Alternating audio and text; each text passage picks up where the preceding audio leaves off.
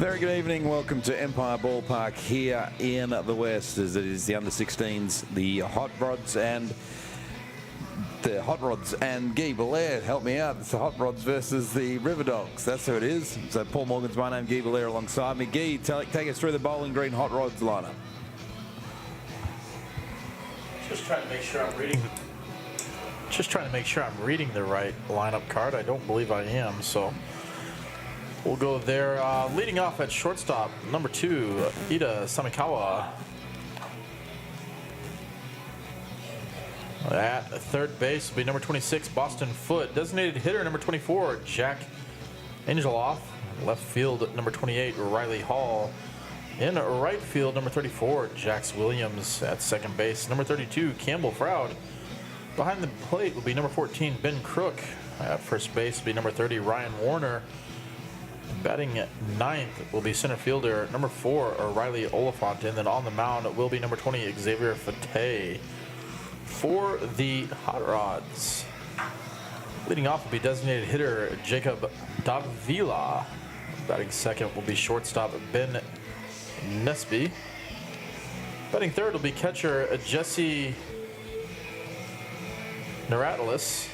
Batting fourth will be third baseman Taj Egan. Batting fifth will be center fielder Riley Ozan. Batting sixth will be second baseman Austin Moyle. Batting seventh, first baseman Bill Eastman. Batting eighth, left fielder Noah Stokic. Batting ninth, right fielder Corbin Wilson. And then on the mound will be Macklin Berry. Of course, it is the under-16s. As mentioned, the under-18s. Great game earlier. They'll play the nightcap tonight. So this is the first and only opportunity of this raid showcase that the under-16s will get under lights. So they'll be, you can see them just before the game. We're just down sort of toward the field, just about 10 minutes before their teams came out. And a real buzz in the dugouts for the guys because, you know, they're playing. The friends and family are along. And they're playing Thursday night baseball under lights here at Empire Ballpark, home of the Heat. And we had some news about the Old Timers Day coming up as well for all the Heat fans tuning in. And how good's that moon look? And for all the Heat fans tuning in, Old Timers Day coming up on January 29. And they're bringing in the temporary home run fence, Guy Belair. So some of the old timer heaters will be able to hit some home runs, hopefully. And people will be able to hang out in the outfield, a bit like what Parry Field used to be. They used to have obviously the grassed area out behind the home run center field fence. So a few dingers and catch some balls and have a good time. So make sure you check out the Heat socials for that. But we are here watching the future of the Heat right now. It should be a good evening here. Of course, you just saw the beautiful moon there before. 23 degrees currently. The Bowling Green Hot Rods versus the Charleston River Dogs. Of course, the Hot Rods and the River Dogs, and minor league affiliates of the Tampa Bay Rays, who, of course, have for a few years now had that great association with the Perth Heat. But we're almost set. We are set for baseball here in the West, as the first pitch is high and missing. It's the Hot Dogs at the River Dog. Hot Dogs at the Hot Rods at the River Dogs. God, I got that wrong last night too, Guy, but That's all right. Nonetheless, a little bit of errors here. I think our crew did a good job of bringing up the lineups, and they changed it over to the River Dogs, but I think it was still the under-18s team that was listed. That's what was throwing me for a little bit of a loop there. Samikawa is the batter at the moment. Barry, your pitcher. You know, we talked earlier where you said, you know, you were talking about your nominations for best mullet, and I said, I don't even know if we could narrow it down to 5. And case in point is Barry's on the mound. Barry just rockets in. That is some flowing hair there. Yeah, he's just coming like a wrecking ball on the rest of them. But the hat doesn't even fit over that do. Of course, there it is. There, the flowing mullet, but the Cap America hat. And Samikawa punches out a big strikeout as he goes down swinging, but Barry gets the first strikeout of the evening. I'm not sure Mike at Garment Exchange can make a hat big enough to cover that. Actually, Mike will be here tomorrow, so we'll get him on the broadcast and we'll see if he can. But defensively, though, the River Dogs look like this. It's Wilson out in right field. Zane is in centre field. Stoic is in left. And it's Egan at third base. Nesbitt in short. Moyle, second baseman. Eastman first. Neraltus behind the dish. And Berry on the mound. This is Foot, Boston Foot. Boston Foot for the Hot Rods. The away team this evening. Boston Foot was behind the dish last night. The away team in what is now, for the Heat anyway, become the home dugout. Indeed. A few things that are changing, getting used to the changing of the guard there. They've improved the facilities, the weight room, the cages that are down there underneath the grandstand on the first base side. And also, I think why they swapped it more than anything was if you're playing it, and we just broadcast the last game. If you're playing anywhere between 12 and 7 p.m. at this ballpark, and you're in the dugout on the third base side, then you just blinded by the light all the time. So. Yeah, the sun obviously comes in, and you're a lot warmer than that, so it's a little bit of a home field advantage switch. And then the other thing of it too, it was the player parking lot and entries on that side. And let's hit out to centre. So the first base hit of the night, Foot. I actually remember when the Heat were on that third base side. There was a game that was on ESPN, and I was doing the sideline commentary at the time, and I was down there in a suit, absolutely sweating bullets in that sweat in that game. And I remember there was a Duggan, I believe his surname was, who was playing for the Heat, who just struggled in the earlier games, the night games, and then in the day games, that throw's gone wild from Berry across to Eastman, and Foot has taken himself, slid into second base. I'm sure his surname was Duggan, and anyway, he struggled in the first two games, which were nightcaps. The Sunday day game, he came out first pitch you saw, bang, just deposited in the left field, then runs around and comes out and bats again, and bang, like another home run. And brought him on for the ESPN broadcast, the ESPN interview, and I was like, what do you attribute the difference? And he goes, turns out I don't really see that well at night, but in the daytime, I'm fine. That throw was a handy throw from Nesbitt across to Eastman in time, so down goes Angel off. No, that's an interesting story that you present there. I remember when I first got out here, Scott Mitchinson was a Heat player. He's since moved over to Melbourne to pursue his career in physio. But one of the jokes is that the lighting hadn't been upgraded here, and one of the reasons he was able to be a superb pitcher is because you couldn't see his slider. But if he was throwing today, now with the new upgraded lights and the HD capable lights, that thing might be seen, and hitters might be able to tattoo him a bit more than they were at the time. That's it. So Hall is your batter now, and Boston Foot has made his way to third base. So Foot is on third. It's 2 out, top of the first, just rolling the Dogs and the Rods. The Hot Rods have the bats.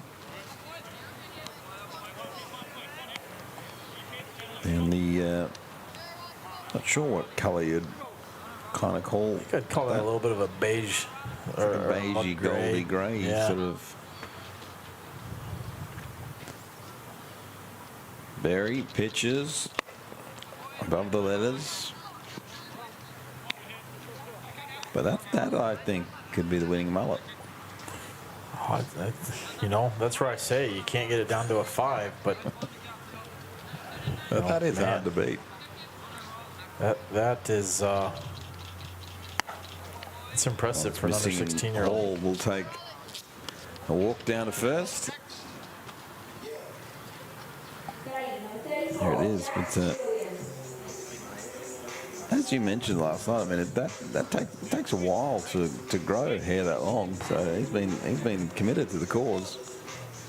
As Williams.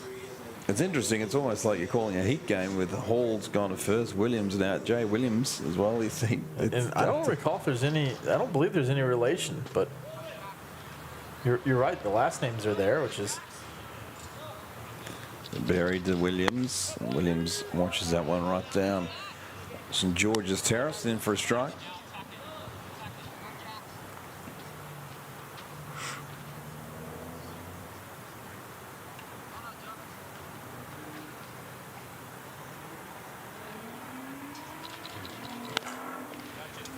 So again, Fowler. You hear the photographer somewhere. You can hear the shutter noise as the pitch is happening. I was hearing the car race on the up the bridge over the outfield fence, but You can hear that too.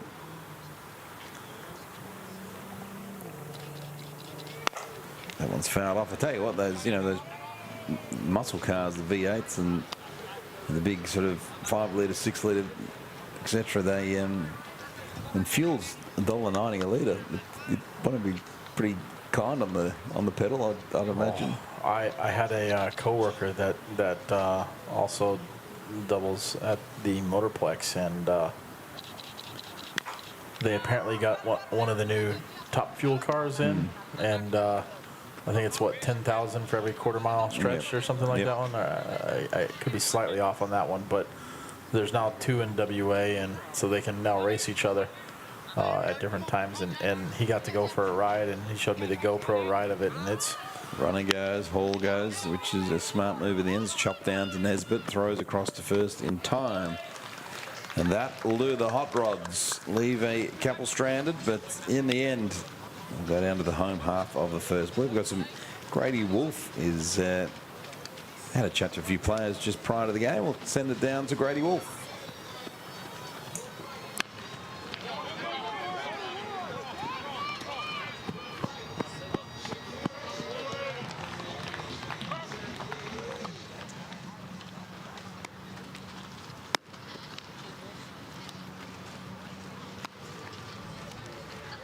Now, Braden Moyle from the Bulls. Braden, how have you rated your performance so far in the games that you've had?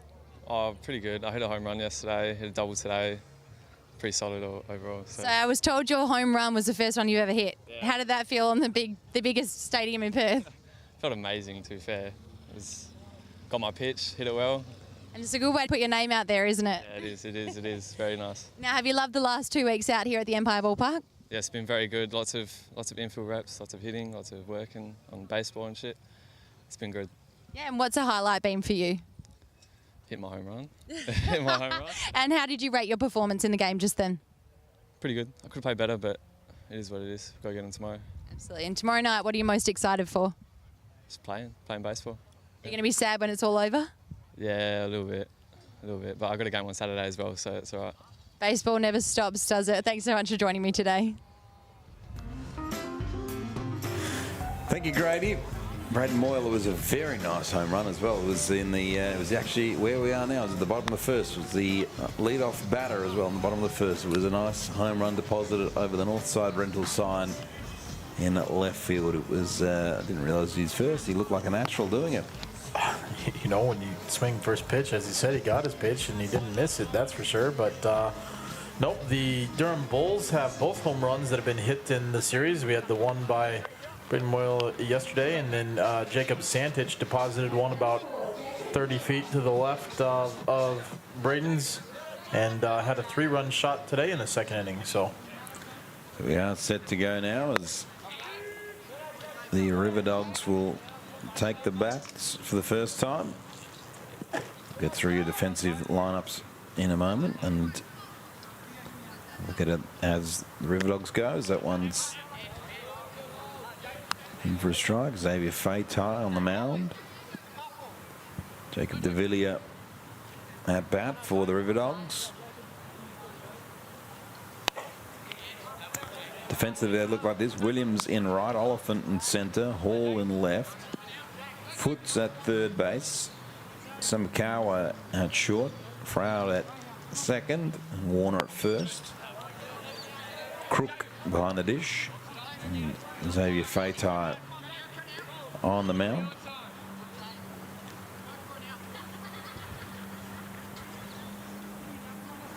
Fatai pitches, big swing and miss from Davila. 3-2 count.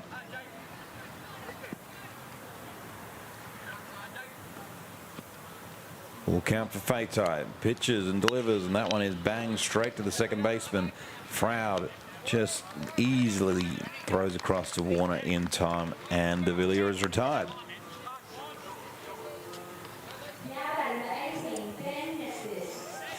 Ben Nesbitt up now for the River Dogs. Good shot there of the Bowling Green Hot Rods kit. Also, all teams playing with the same cap, the WA cap.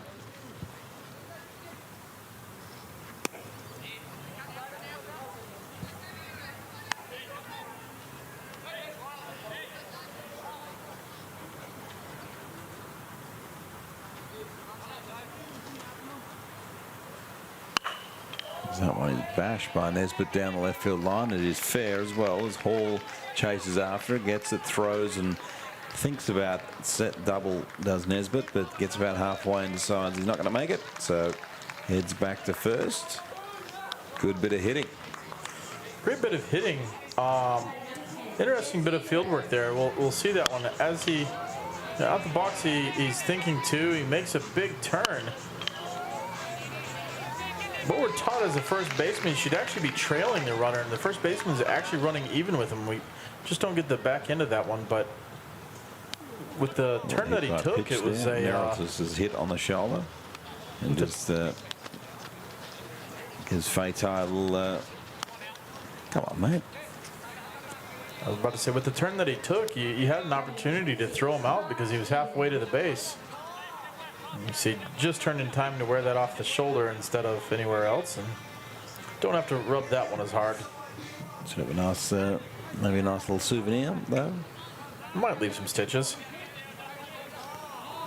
Taj Egan now. So Egan's got runners at first and second. Interesting that both catchers last night are playing third base today.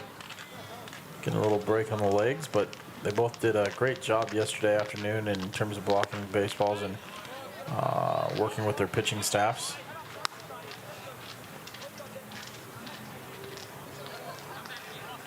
We saw that in the first game of the day today. You know, obviously two new guys catching, but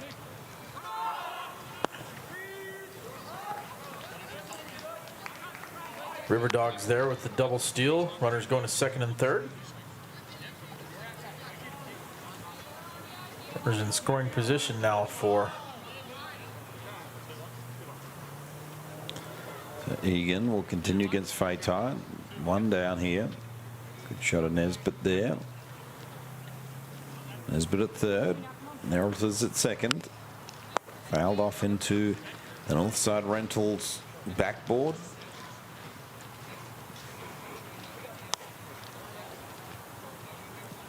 Well, Paul, the sun is finally set. I can it's beautiful. Full view of the TV screen. I don't have to just see you off of the reflection, and we can actually see what's going on. And the weather is just absolutely perfect now. That one's sent up to right field where Williams is camped under it. Makes the catch. Tagging is Nesbitt. Nesbitt should score and does. First run of the game. The sack flyer scores Nesbitt. No, I think that ball was hit deep enough to score the runner from third. But two things that you'd like to see. You'd like to see that right fielder hit that cutoff man. And this is one of those things that you have to work on. And the first baseman, you know, it didn't really sink in. You'd like to see the catchers line them up correctly. And then you've got to learn your outfielder's arm strength and everything. So this is, again, we talk about the teachable moments for these 16s and 18s games. That one is sent foul from Riley O'Zane. Just out of play, but it's those little things that make all the difference in ball games. And by maybe not hitting that cut, you don't have a play at the plate.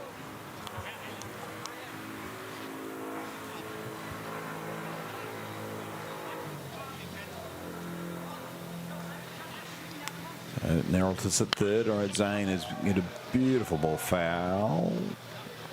Just jumped all over that one.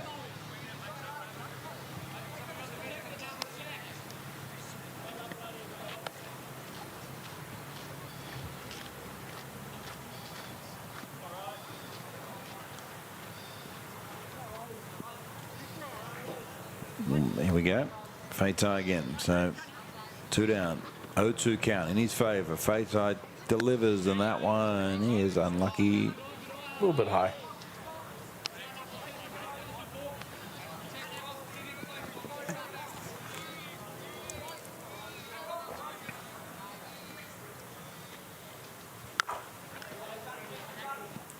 Fell off into the dugout where the River Dogs squad are leaning over. Riley doing a good job of battling this at bat.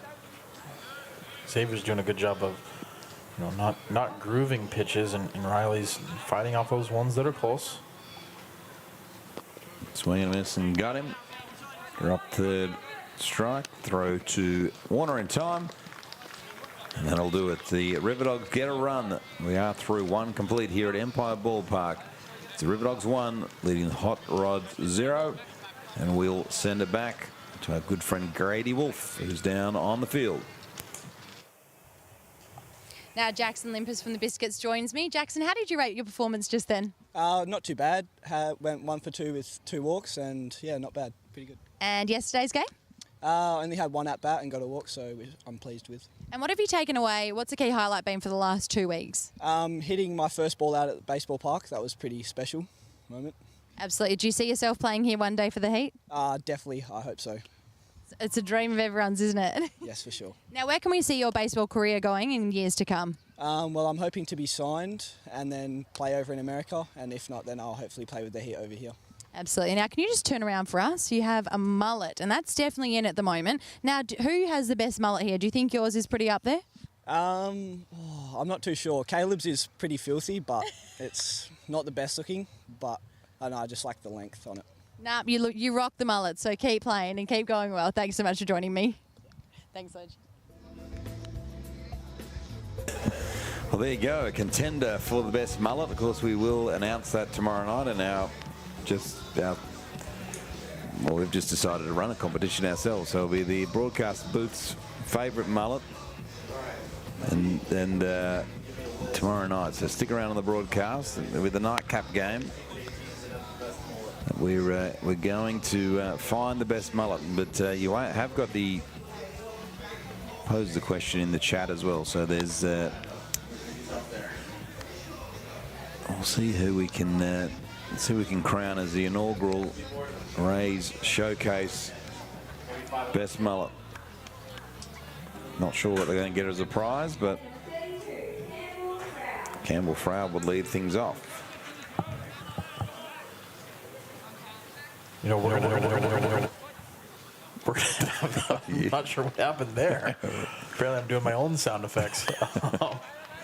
I just asked the PA announcers and the girls working the scoreboard next door. They're in charge of giving us our list that we'll narrow down.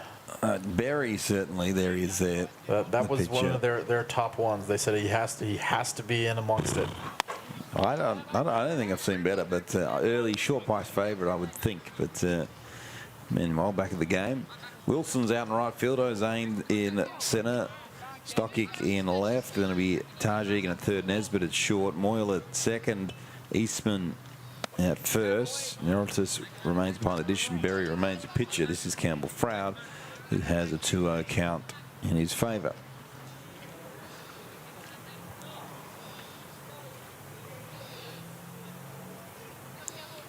Froud looks like he might be working on the mullet a little bit, but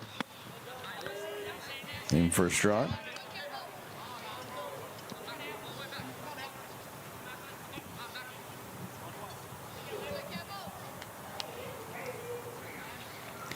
Well, US College won't know what's hit him if they send a team full of mulleted Aussies over. And Froud draws a walk. Ben Crook comes up to bat now. Campbell Froud. Oh, well. Mark Pettit there, the coach, and Lou Bonomi, the umpire. Oh, there you go. Baby shout. I'm going to have to give them the dirty looks because the music choices are going downhill quick. Throw back to first from Berry to Eastman, but Froud comes back in time.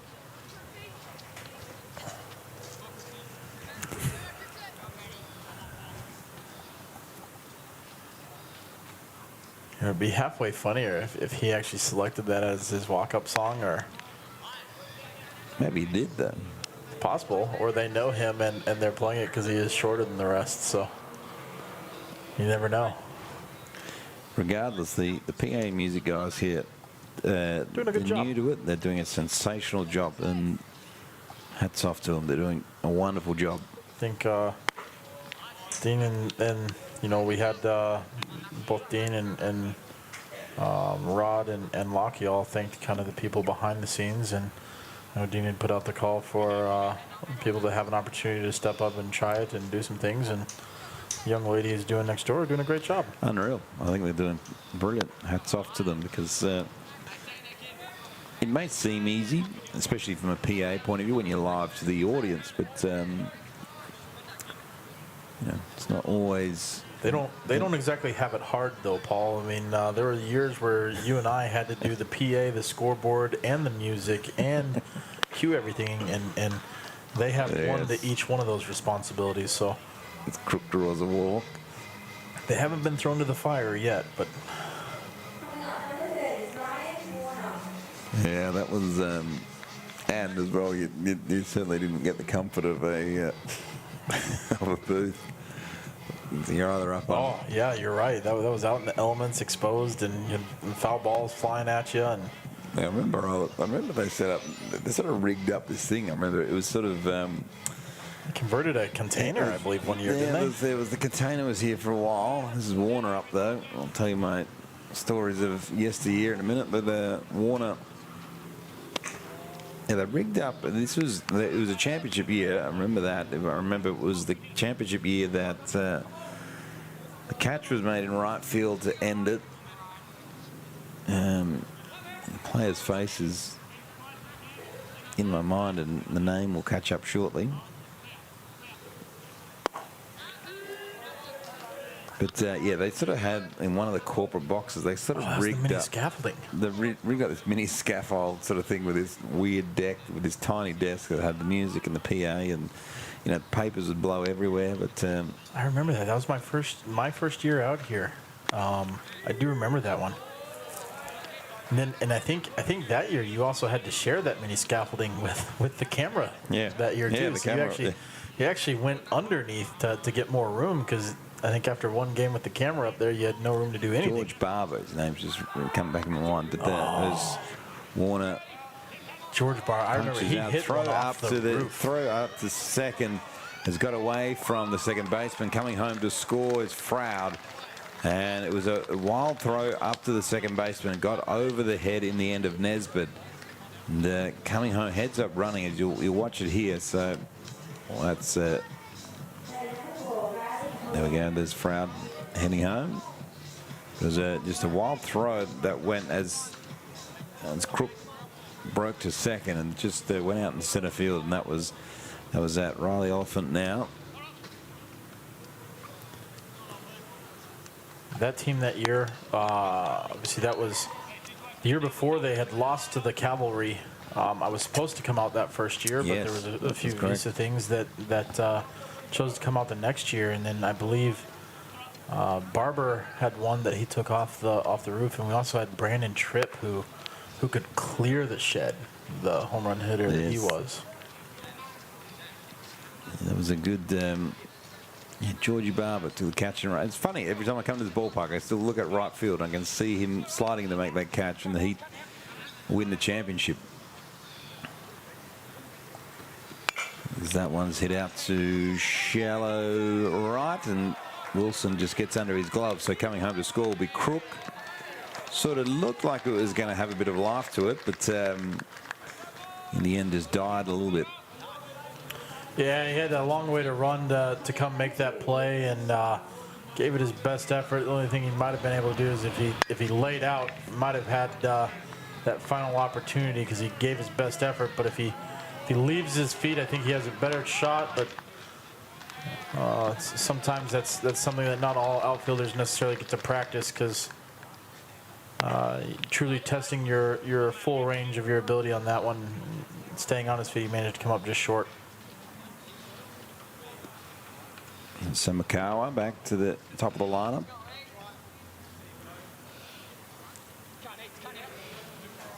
Yeah, and one as Oliphant breaks and slides in as ball gets away from Nesbitt. I remember as well, you know, the great thing even in the broadcast is, you know, when we used to have to, and I know Christian remember this fondly as well, when we used to have to broadcast outside because we weren't, this wasn't built, and you know, every night the pack up and the pack down had to happen because couldn't leave the stuff out here, obviously.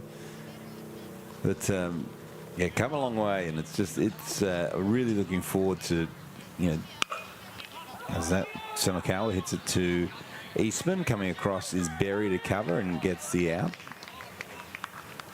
Barry almost got a little bit lackadaisical there. He did a great job of the PFP, getting the underhand ground ball from the first baseman and touching the bag. But he, you know, in his practice sessions of that one, you're used to running through and not having to look for that next play. Almost forgot that runner had advanced to third and taken home. Yeah. And Oliphant was scouring down home. He was Oliphant was in good position. But as you said, Barry sort of got reminded. And this will bring out Boston Foot. Barry just falling off the mound towards the left a little bit. It'd be interesting to see, you know, what kind of advice Soppold gives, or even Andy Kyle from that matter. I'd like to see him follow through to the plate a little bit more, but that one is got Foot in the back, but yeah, I mean, you look at these kids now, and this is where I think it's, you know, like you look at the progression of baseball in general. I was just reminded as well of the time that as looks like Soppold's come out. Mark Pettit just checking in. Chat Ward coming out to talk to Barry. I remember, you know, another broadcast we did in the back of a truck with they backed up the old, like the thrifty moving rental truck up the back, and there was Dan Vaughan, myself, and Simon Isons at the back. Cam Wedema, I think, was behind us as well, trying to produce at the time, but it was hot and it was very. It was very close comforts for all of us, but there were a lot of different things and progressed. Yeah, and now you look at these, you know, you look at these guys, you know, these teams, these 16s and these 18s, the way that the teams done the deal with the Tampa Bay Rays, the way that these guys get to come out and play all this, and it's just like it's all these advancements that keep happening, and it's just obviously unfortunate that, you know, no one really predicted the pandemic to come through and shut the ABL down, but there's Angel off. You know, into bat, but yeah, I just you know, you've got to, if you've been around for a while, you've seen different iterations of things. As Foot will go back to first. We'll go back to first, and we're able to see the breakdown of Macklin Berry there, and he's got a good stride and he's got a good thing, but he's just leaving his weight a little bit back. We'd really like to see him get out over that front foot and follow through to that plate. But he's still young, he's still learning and you know, finding his craft. And as you've seen too, the breaking ball is still kind of being learned because it's not necessarily as tight as we saw from the 18-year-olds. Cameron Landy had a very, you know, hard breaking ball that had a lot of downward action. Last night we saw a few guys that had the late breaking balls. We'll see Barry step off because he is wary of Boston Foot taking off on the pitch. Foot had a great lead. He's extending it back out again. Runner goes again. Foot will go back to first, however. That one's sent foul, but yeah, just to sort of, I suppose, close the book on what I was talking about. Like you look at these things happen. You know, the show guides who, you know, these are the, you know, the cameras and the production, everything. But this is what happened. This is what a Heat game has. I mean, this is stuff that's now on KO and you know, it's broadcast on socials today, but it's like, you know, this stuff didn't happen a while ago. I mean, it's, you know. No, it's also, I mean, as you said, I mean, I go back to when I played college football at St. John's. I mean, we still had the huge, you know, the 6-foot air ventilator fans, and that's what cooled down the locker rooms. And, you know, you had to be spread out amongst 3 locker rooms on the football team. And, you know, we won a national championship, and, you know, we all go back a year, 2 years later, and the donor has donated to upgrade all the locker rooms. They're carpeted, they're air conditioned, and it's like, man, these guys don't know how good they have it now because they didn't have to go through anything that we did with there was none of that. They have video drop-down screens and it goes in foot. Sorry, so that one's hard hit ball to Nesbitt, gets off his toes. So coming home to score is Oliphant. And then just the same as these guys, they don't know how great it is, because even a few years ago, those locker rooms were small. They've all been upgraded now. There's change rooms. They have the weight room that's down there. They have cages. The cages have continued to, when I first got out here, it was just those outdoor cages on the sides of the bullpen, and now those are kind of the alternate cages, just so you can run max number of people through. And they've added in the seating out here at the ballpark all along the first base line, and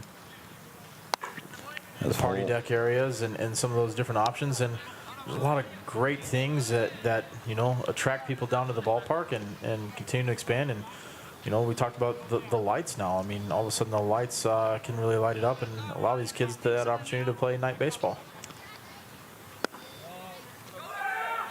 Runner goes, so the throws to third. He's going to get the tag. I think he was safe, but he's going to be called out. Oh, he was out. That throw beat him, and because he slid back to the inside, he didn't quite reach his hand around in time. Have a look at it here. So, good throw. I thought he got the hand. Then he got the tag. Tag was done on that back shoulder before he got that right arm in. Well, there you go. We'll throw back down to Grady Wolf, who's on the field, and we'll be back right after this. Now I'm down here with Kane Newham from the Bulls. Kane, how have you rated your performance over the last 2 days? It's been pretty good. I mean, the training and stuff has just impacted how I've played lately, and it's good.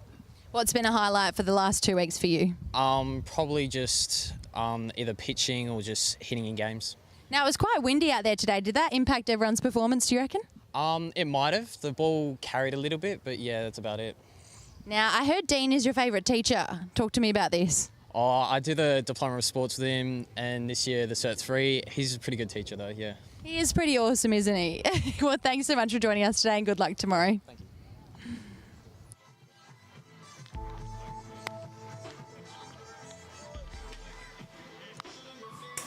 Welcome back to Empire Ballpark. Good shot of the crowd there from the show screen's cameraman, but thanks to Grady Wolf as well, does a great job.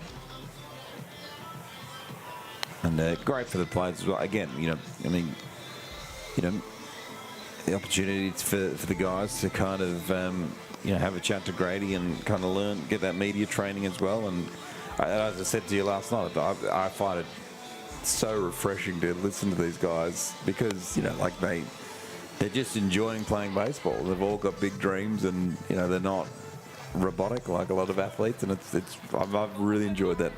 Those when we're throwing down to Grady, I just love the sort of the enthusiasm these young guys have, and they all want to shoot their shot though. They're all ready to go. As this is Moyle.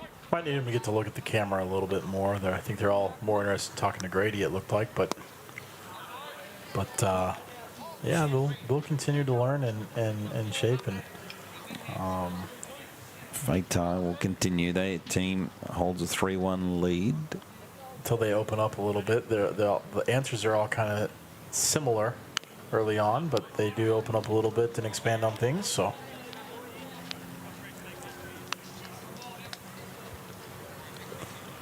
believe just trying to get the scoreboard corrected. It should be 3-1 now. 3-1 hot rods, should I say. Fatai to Moyle, and Moyle bangs that one out to left field, and it's Hall making good ground and makes the catch.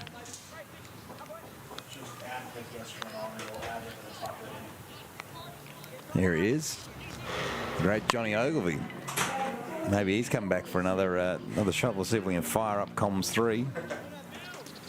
And we'll get a chat. I knew if I said his name enough times today, he would make an appearance. Well, here I am. Yeah, we'll turn on. Johnny Ogilvie joins us. G'day, Paul. G'day, Gay. How's it going? Good to see you. Better now you're here. But that one's inside. So we've talked about it. They've been out here. I think they're in their 11th day or 12th day so far, or something like that one. And it's kind of your assessment of the two different groups. I actually haven't seen a lot of them on field. You mean in terms of their physical assessment? Yeah, I mean, because obviously Bash to the left field. Eastman's picked himself up a base hit. one of the big things they are doing with this race showcase is they're kind of getting that full baseball experience where they're getting, the nutritional aspects out of it. They're getting the strength and conditioning aspects out of it. Obviously, they're getting the baseball side of things. Obviously, we know you're more in charge of the strength and conditioning side of things, so you do get to work with them. And how do you come up with the different plans and then kind of adapt and manipulate them to find something that works for them and to help them achieve the goals that they're trying to strive for. I mean, there's a couple of things you got to look at. So, firstly, you got to realise that on the whole, a lot of them, baseball isn't their only thing. So, obviously, they're playing baseball now, but in the winter, they might be playing footy, rugby, hockey, soccer, what have you. So, you don't want to be too specific with your programming, because if you go too far down one path and then at a later date they choose to go down another. So, for example, Jack Angeloff, I understand, is a member of the Subi Colts development squad. So if I go too far down with the baseball with him and then he changes his mind and says he wants to play footy, that'll put him at a disadvantage. So you do take a pretty general approach with things to start, but that's for Jack's age group. For someone of an older age group like someone from the seniors, so a BJ Cook or an Owen Pilcher, guys who are committed baseballers. There's another one, Tyson Knoll, so college commit. Committed baseballers, you do get a bit specific with them. So pitchers will do certain exercises, position players will do certain exercises. So, for example, pitchers will do more overhead work, so more chin-ups, more push presses, etc., etc. Position players need more raw power, more brute strength, so they'll do a lot of trap bar deadlifts, squats, but also taking care of that posterior chain, so the adductor, glutes, hamstrings, everything in there, making sure any muscle that'll get a lot of attention on field but traditionally hasn't gotten a lot of attention in the gym are strong to deal with the rigours of training and playing. And one thing I tried to stress to the players when I spoke to them the other day is what we do in the gym won't necessarily make you a better baseballer, but it'll allow you to train and get better through training, and then you can play. Strike out there. Wilson strikes out. Voice you're hearing is Johnny Ogilvie. Johnny, part of the strength and conditioning crew. He's one of the great strength and certainly you're doing a lot of work with the pitchers these days, and you've got your plenty of presentations, and you're speaking at a high level now from a pitching point of view. And you're a former rugby player, and you've learnt the game over the last few years as well, and now become one of the leading strength and conditioning guys. And I think you are the strength and conditioning guy for the Heat now too, aren't you? Yeah.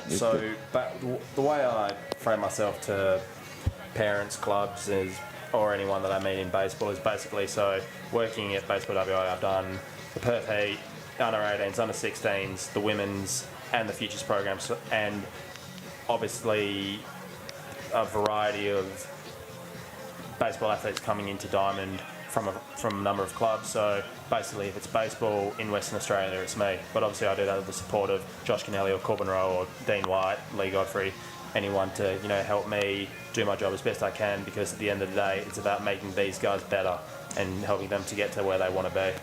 I think, Johnny, as well, there's sort of a misconception potentially, we're looking at under 16s essentially now, so I suppose, assuming most of the kids are 14, 15, 16, there's kind of, I suppose, the old school thinking that, kids should sort of, not necessarily, certainly when I was growing up, when you were in high school, it was a bit more, avoid the weight room a little bit while you're growing. But that thinking has certainly evolved now into, because I see real young. Carlos Salas, I see him down at the gym and a few others. So there's obviously that thinking is an old way of thinking. Well, it's funny you mention Carlos, because Carlos might be one of the younger guys, but in terms of compliance to gym, he is top 3. I think last week or even this week was the first time he's missed a session since the program started last April, so he's been fantastic. But yeah, like you say, we have kids as young as 12 hanging out in the gym. And it's just about teaching them ways to work in the gym that aren't going to hurt themselves or put them at adverse risk. Like you say, there's the misconception of kids shouldn't be in the gym and it should all be on field. Whilst on field is a big component of it, you still need to develop yourself physically to be able to deal with the rigours of playing and training. Like, we're watching this here. and that swing he took just there, the amount of forces that's going through his body just by doing that is far worse than anything he'll deal with in the gym. For like, kids could get hurt playing footy, playing rugby, do all the contact stuff like that, sprinting, etc., etc. So by bringing him into the gym and just teaching him ways to work on their bodies and improve their physicality will put them in good stead down the track. I think one of the things to keep in mind as well is, when I was growing up, I got to play 2-3 different sports at a time, and a lot of times those sports, the fundamentals are the same, and they reinforce some of those skills.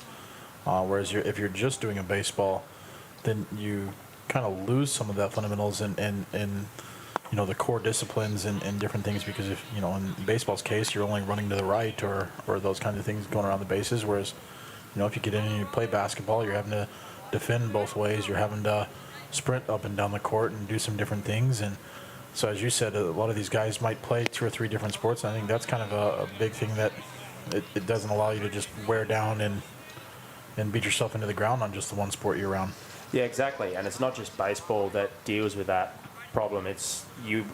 So the conference I went to a couple of years ago, a gentleman by the name of Perry Stewart came from Arsenal Football Club in the UK. He was one of their academy strength and conditioning coaches, and he deals with this problem in terms of they might have a kid that's part of their academy, but he might be at his school on a scholarship for rugby or cricket or what have you, and so they do need to delicately balance what they do, how much overhaul they have of that guy for his soccer career.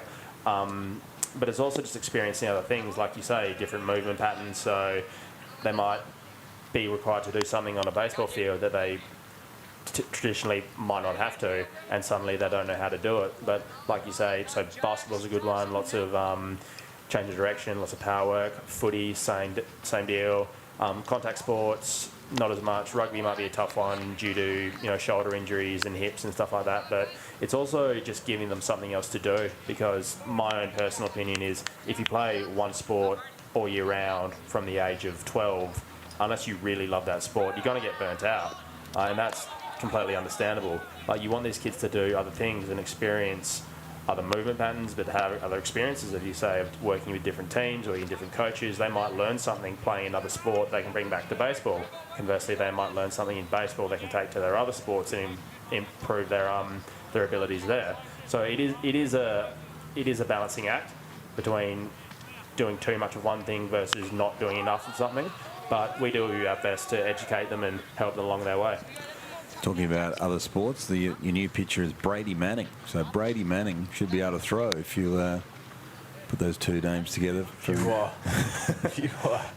case you don't know what Paul's talking about, if you've watched Monday Night Football, the Manning brothers have had their own special all season long, and obviously 2 great quarterbacks following in the footsteps of their father, Peyton, and then supposedly the top potential college. One of there's a Manning. It's Archie Manning's kid. Yeah. So it's so Archie was supposedly the better brother of the 3 Manning brothers, but he actually had a muscular disease that shut him down. And his son is now playing and is the top-rated prospect for collegiate football this year. So Williams fouls off there. And waiting to see where he goes, I think. And putting that in context, being the top college football prospect coming out of high school, and how many high school footballers there would be in America, that's a serious rap. That's and living up to that family name, also following suit. So he is coming out of the New Orleans area where all the brothers came out. And that one's chopped down from Williams. It'll be Egan fielding at third, throwing across, not in time for Eastman. So Williams beats out the throw. Do like the play there that Egan did again. He was on his foot, running in. So it's a tough play for a third baseman. Gloved it cleanly. The only thing is, I think he took the 1-2 extra steps. If he's able to get that one and fire right away, stands a better chance. But do love that he came out and went after it and attempted to make that play. Of course, Diamond Fitness, they've got the gym here at the ballpark. Johnny Ogilvie joining us, who does all the strength and conditioning for all baseballers in it, which is right. I think, and watching this stream would be a lot of the parents and family, and I think, that's, I think, like the importance of what Johnny does is because this is the big thing, I guess, these kids, and we're talking earlier, every interview that Grady's had so far, which is she's interviewed all the kids, as that one's chopped down to third. Egan throws across to first, not in time, however. So Froud beats out the throw. That's where we talked about, not necessarily those learning opportunities, but again, he gets another shot to do the same play.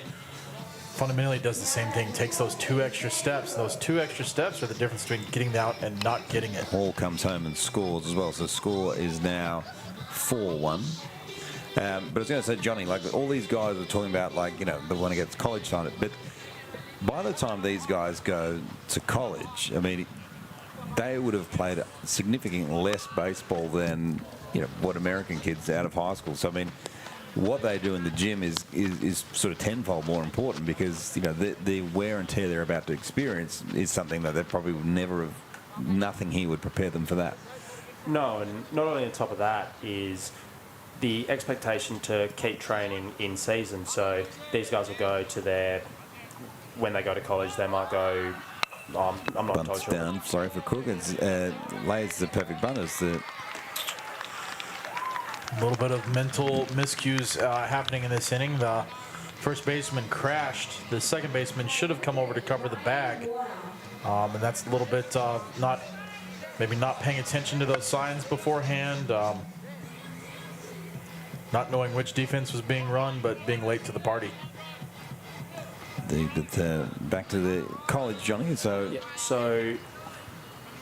for example, we'll take the Futures program here, for example. So they started in April. They gymmed all the way through to whenever their state league season started. I think it was about October. Yeah. And one thing you notice is the compliance drops almost instantaneously. And it's the big one is about educating kids is when they do go to college or to pro ball to continue doing their strength and conditioning training in season will be expected of them. It's not a roll in, do what you feel like doing if you're sore or what you're in the mood for. It's no, you need to be here at this time and do our program, and if you don't, we'll find someone else who will. So I'll play ball. Sorry, Johnny, cut you off, but no, absolutely. The ball was hit back to Manning, and Manning ended up getting Williams, who was heading home, and turned it to going from no outs and bases loaded to 2 outs with runners on first and second. So I'll chase kids up if I've seen they've got low compliance or they haven't been in the gym in a little while, but I can tell them, look, mate, you need to do this, but it's obviously the responsibility falls on their shoulders, and we do try to give them a fair bit of autonomy and make their own decisions. We treat them as grown-ups. But if you go to college, you go to pro ball, you got a grizzled old manager or strength and conditioning coach saying, no, you'll be here at this time because you're here for this. Again, obviously, with colleges, you do have that one because you do have, again, you have a full coaching staff in terms of a head coach. You have your positional coach. You have a strength and conditioning guy. You have a athletic trainer even. But it's a little bit different. I mean, in high school, you might have the athletic trainer, but he's across kind of all the sports. But the different expectation is you're still there. So off-season wise, you're there, going into that season, you're there 5 days a week. But what you're talking about is they might, you're doing something different during those 5 days a week. But then once you get into season, it might be reduced to 2 or 3 because if you're playing 2 or 3 games a week, then your other days. Oliphant, he hit the. He's out there, but I think he hit the camera. That ball went straight into the. That's the first time we've seen that come into play. There we go. Have a look here. Oh no, he didn't. My bad. Thought he did.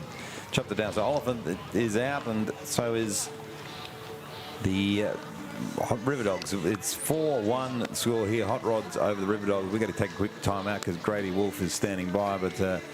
Johnny, we'll have you back a bit later, maybe tomorrow or wherever you're back, but we appreciate your time, appreciate you stopping by. Johnny Ogilvie from Diamond Fitness, one of the great blokes out, and all the parents out there, if your kids are in the high-performance programs, they're in good hands with Johnny. We'll take it down to Grady.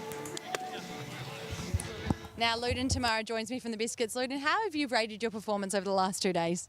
I haven't done too bad. I pitched today. Yesterday I went 1 for 3, which wasn't too bad. Unlucky we got the loss yesterday. But yeah, not too bad over the whole competition. Have you loved your time out here over the last 2 weeks? Yeah, it's been a great time.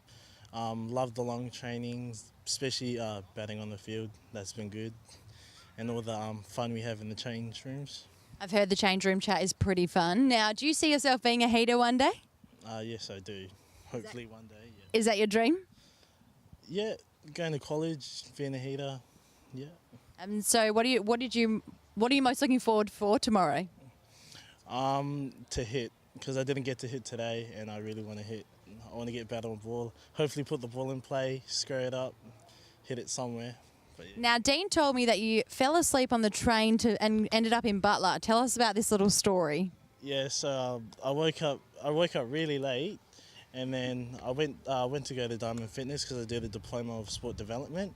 And as I jumped on the train, I had fallen asleep and then woken up in Butler, which is like 40 minutes past Stirling Station. So yeah, I had to message Dean, tell him I was going to be late. And you also got banned from Ben & Jerry's when working at Hoyt's. Yes. Tell Yeah. us about that. I got so when I was working at Hoyt's, we got free Ben & Jerry's ice cream, and I kind of abused the ice cream there, and I got told I was no longer allowed any more ice cream there for free. I'd had to pay like a normal customer without discounts. So yeah. That's okay. Well, I'm sure there's enough ice cream to go around out here at the Empire Ballpark. Thank you so much and good luck tomorrow. Love it, Luden Tamara, and with Grady. Well, thanks so much, Grady and Luden, and thank you to Johnny Ogilvie from Diamond Fitness, who's just departed the booth. It is De Villiers as at bat. Fatai remains your pitcher. The hot rods look like this defensively. Williams in right, Oliphant in centre, Hall in left, Foot third. Samakawa at short, Froud at second, Warner at first, Crook remains behind the dish, and Fatai remains your pitcher. This is, as I say, De Villiers, who is...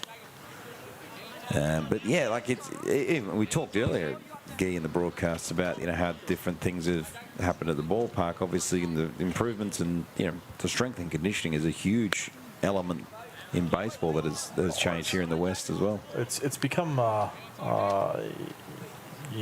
ever changing for a lot of things. It's different. We talk about some of those American components. Not only are you X number of games or X number of at-bats maybe behind your counterparts when you go over there, but for the longest time, I mean, I was in the gym since I was, probably at least 13, going into 12 or 13 within our school programs. So it's one of those things that has kind of started, and some of the Australian athletes are a little bit behind the 8 ball and some of that. So between bringing in that strength and conditioning component, bringing in the different things like we've seen work using the Reposoto, the camera, and some of the different technology. Like I said, the kids are being taught so much, are learning so much, have so many more opportunities that were not present 5-10 years ago. Nesbitt now as De Villiers, he managed to draw a walk. There's the breakdown of Xavier Fatai's. See, he's just getting out over his front foot as he has his follow through. So I think the one kind of thing we'll look to see as he continues to develop is really shortening that distance to the plate. What we should do is we need to see if we can get our Olympian in on the broadcast. Lee Godfrey, big part of Diamond Fitness. Got him. As De Villiers went to steal, the throw was on the money from Crook. It was a real good throw. Big part of Diamond Sports too. Have a look at this. As the throw comes in well covered from Froud and got the tag down, and that was how you do it. That was a money throw. We were expecting to maybe see a few of those in the earlier game this afternoon, but some of those throws sailed wide. So that was a great throw. This is Nesbitt. Remains 0-2 count. Up into the seats there.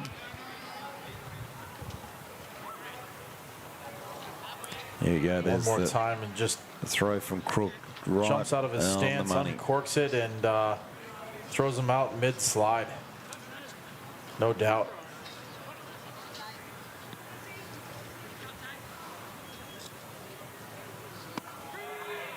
Got him. Big time play there by the Hot Rods, and then following it up with the strikeout of Nesbitt. So Fatai He's at that 40 pitch mark now, so I'd imagine you be interesting to see if this will probably be his last inning, but just kind of depends on how it goes. I mean, right now they might extend him out a little bit just to see how far he can go, knowing that he's not going to throw tomorrow. And you know, sometimes I think you get to start, if you start a batter at the point, you get to kind of finish him with no penalty there. So we'll see what happens, but.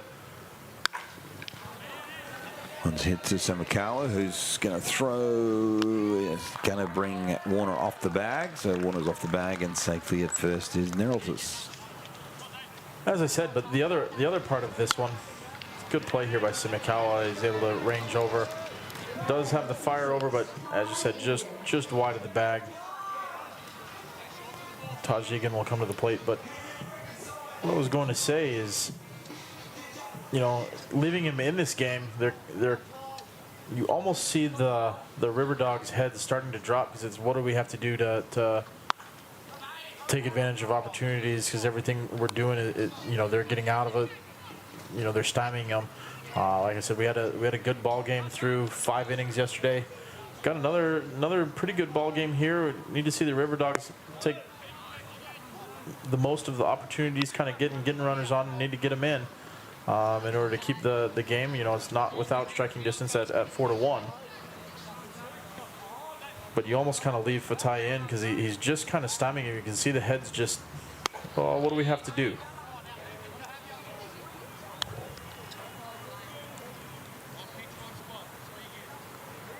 Good shot of umpires tuning into the game.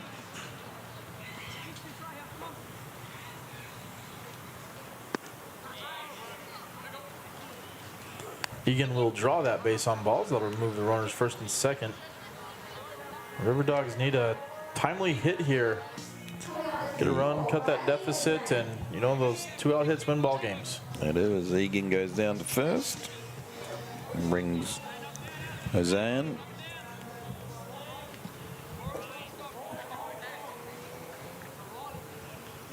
First pitch from Fatai to Hoyza is clipping the corner.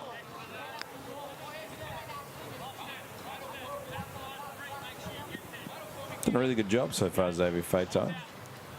Really has done a good job mixing up his pitches. He's using his fastball, using his breaking ball well. He's in and out. I was going to get past Crook and advance your runners. So Neraltus to third, Egan to second. This is that opportunity that we talk about. Riley needs to really kind of bear down. You know, he second time facing Xavier. He did a good job of battling pitches away. Did get, you know, caught up with that foul ball tip to end the last at bat, but really needs to bear down, and if he can come away with a hit, he might have 1, if not 2 runs. Should get 2 runs out of it with 2 outs. They should be running on contact, so.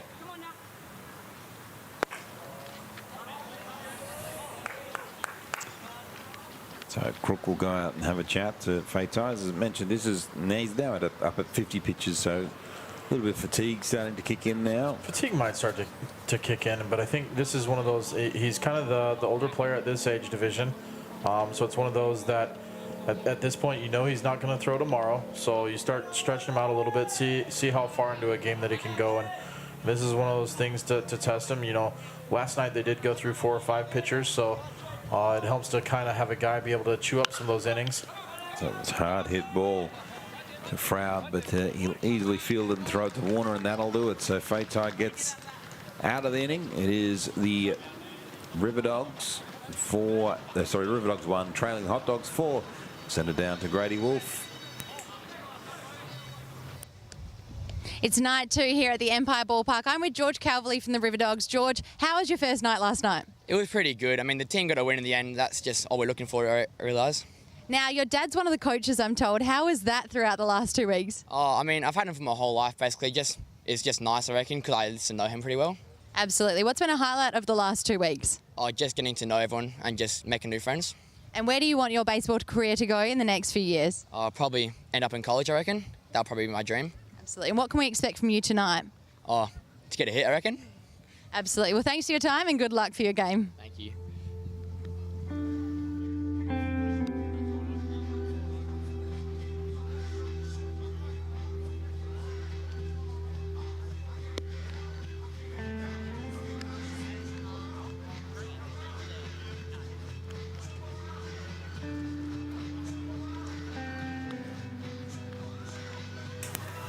Thank you, Grady, with George Calverley there. And another kid wanting to pursue that college dream. And it'd be good fun going over again and just playing baseball. And tell me this, if you could pick anywhere in the US to, I mean, I know you I'll probably have a fair idea of some of the schools you'll say, but where would you go if you clean slate and forget the fact that you went to Florida State just for a minute? Like if you were offered, every single college in America offered you a scholarship right now, what would be the 3 colleges that you would at least 3 colleges that you would narrow it down to? Well, kind of a loaded question there. I mean, I would want to go to a program that you get that opportunity to go to Omaha, because if you're going to play college baseball, having had the opportunity to go to Omaha I didn't play for Florida State, but I was working for the baseball team with pursuing my master's degree, and that was the first time that I got that opportunity to go to Omaha. And then I've gone an additional time when Texas Tech went, and I'm such a big fan. I grew up in Lubbock, so Texas Tech the baseball program has been phenomenal, and they've gotten to Omaha 4 out of the last 6 years. Florida State has been there the most times. They've never won that title yet, but they've been there. I think it's 27 times or something like that one. It's 18 times and then 32 times in the playoffs. Michaela at bat. Brady Manning continues. 2 great programs, and 2 programs that I've been around and can't talk enough about highly. Michaela pops one up and playable for Egan and takes the catch in foul territory. I think USC actually has the most titles. So in terms of that, I'd want to be at a program that is consistently going to Omaha. And I'd want to be at a program in the South. So I think if I had to choose one from a California standpoint, it's hard to narrow it down to just a couple of schools. But I think from a California standpoint, you're looking at USC, UCLA, or even like UC Irvine. This is Boston Foot, and then so we'll Texas, you'd surely be Texas Tech. Texas Tech, Florida, and then probably Florida Texas State. after that, and then Florida, it would be Florida State, and then Miami might be a close too. Brady Manning throws to Franklin. Franklin sends that one foul, and then there's always one school that you just couldn't put the uniform on. Oh yeah, I could not put on the Texas A&M. I could not put on the Florida Gator. I could not put on. There's a few I wouldn't do. I wouldn't do that at Oklahoma. That's just those are just me. But again, each one of those programs is a pretty good program in their own right as well. Franklin watches that one from Manning. Bounce into the catcher, Neraltus. Another interesting, and I'm just kind of throwing this one out there, but South Carolina is an interesting one. I think they've actually won 2 titles. Fouled off by Franklin. Just think that area of the country, and I said this yesterday, I think a lot of these kids, we're finally see them signing at some of these colleges, the JUCOs there in the Texas and the California, and I think in terms of those that they're going to fit in more with the weather, fit in more with those opportunities of playing baseball and really like it, and seeing what opportunities the kids get. Yes, I've drawn her in. I've drawn her in, folks. Forget college athletes being Olympians, though, which is very exciting here. Is that one's popped up from Franklin, playable for Neraltus, makes the catch.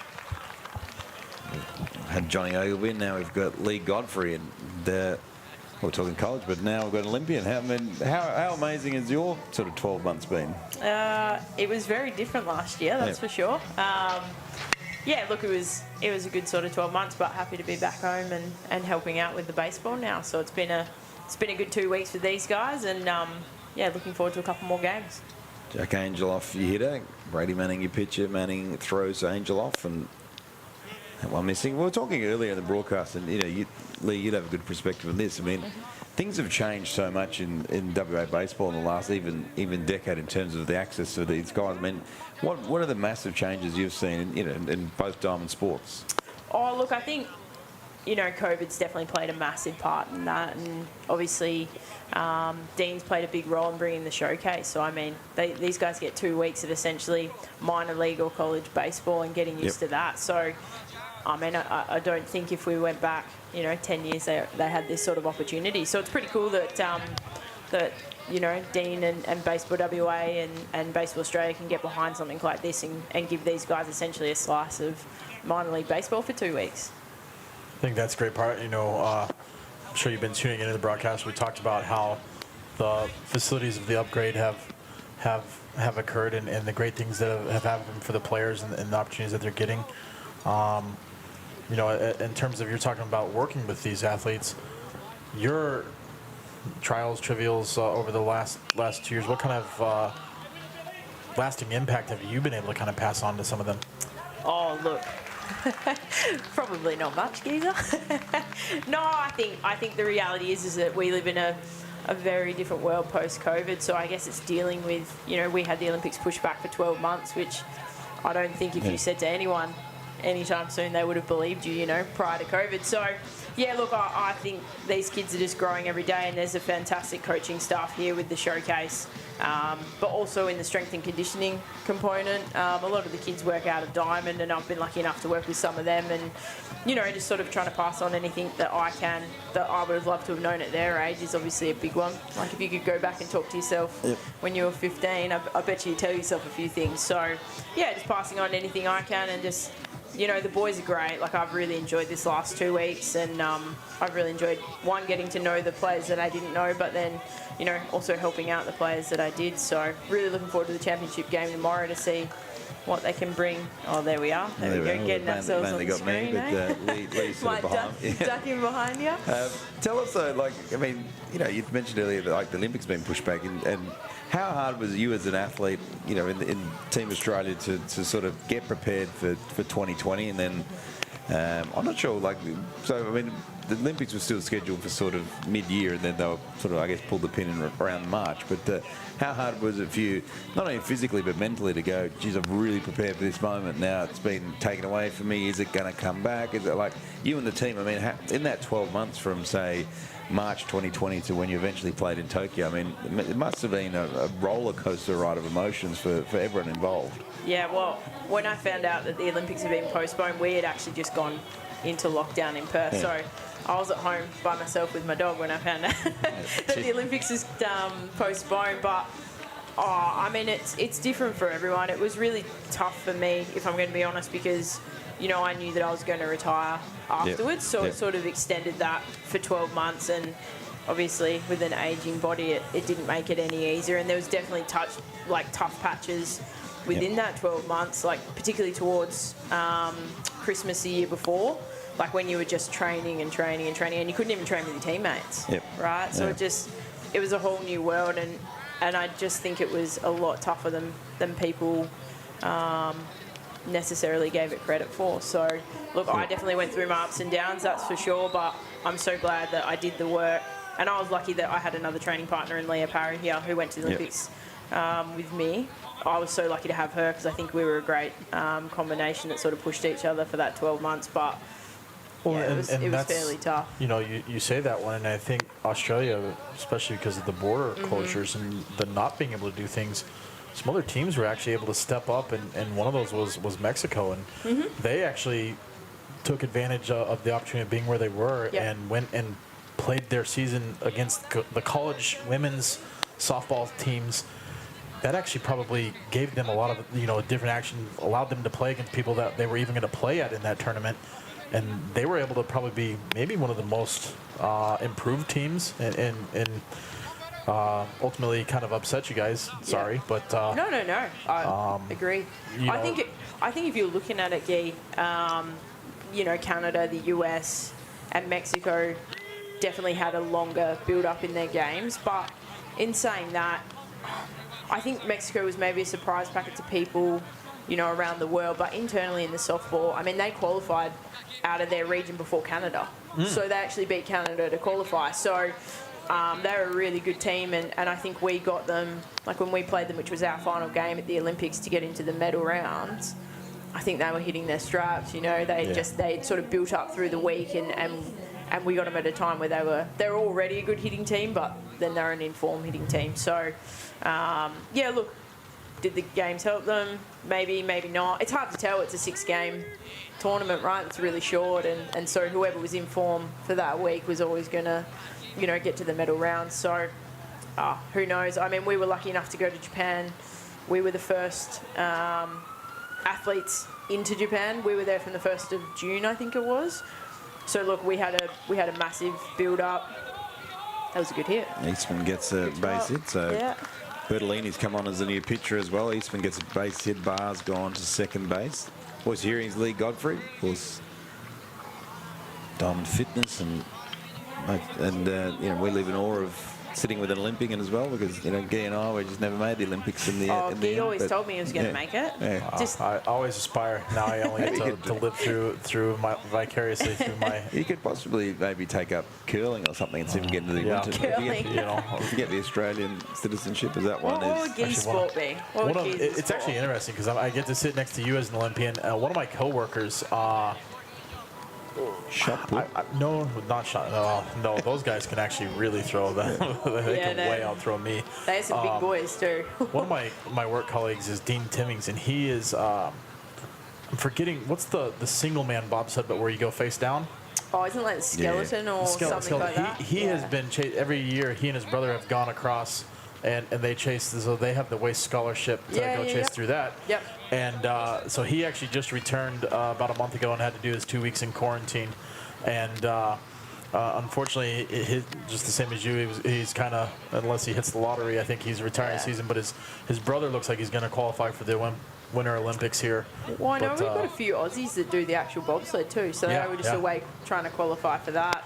I think we've got a lot more athletes sort of participating in the Winter Olympics a little bit more, or at least trying to qualify for the Winter Olympics. Definitely, and I think you have, obviously with kind of, I went out and played the game at Vic Park, and they have a whole BMX, trail out behind the baseball stadium, and we've seen the Australians have a massive impact in terms of the BMX bike riding in the Olympics this past year, and then some of the different kind of X Games style stuff, and the snowboarding. I think the Australians have really kind of taken on that. So there's certainly a lot of different opportunities out there.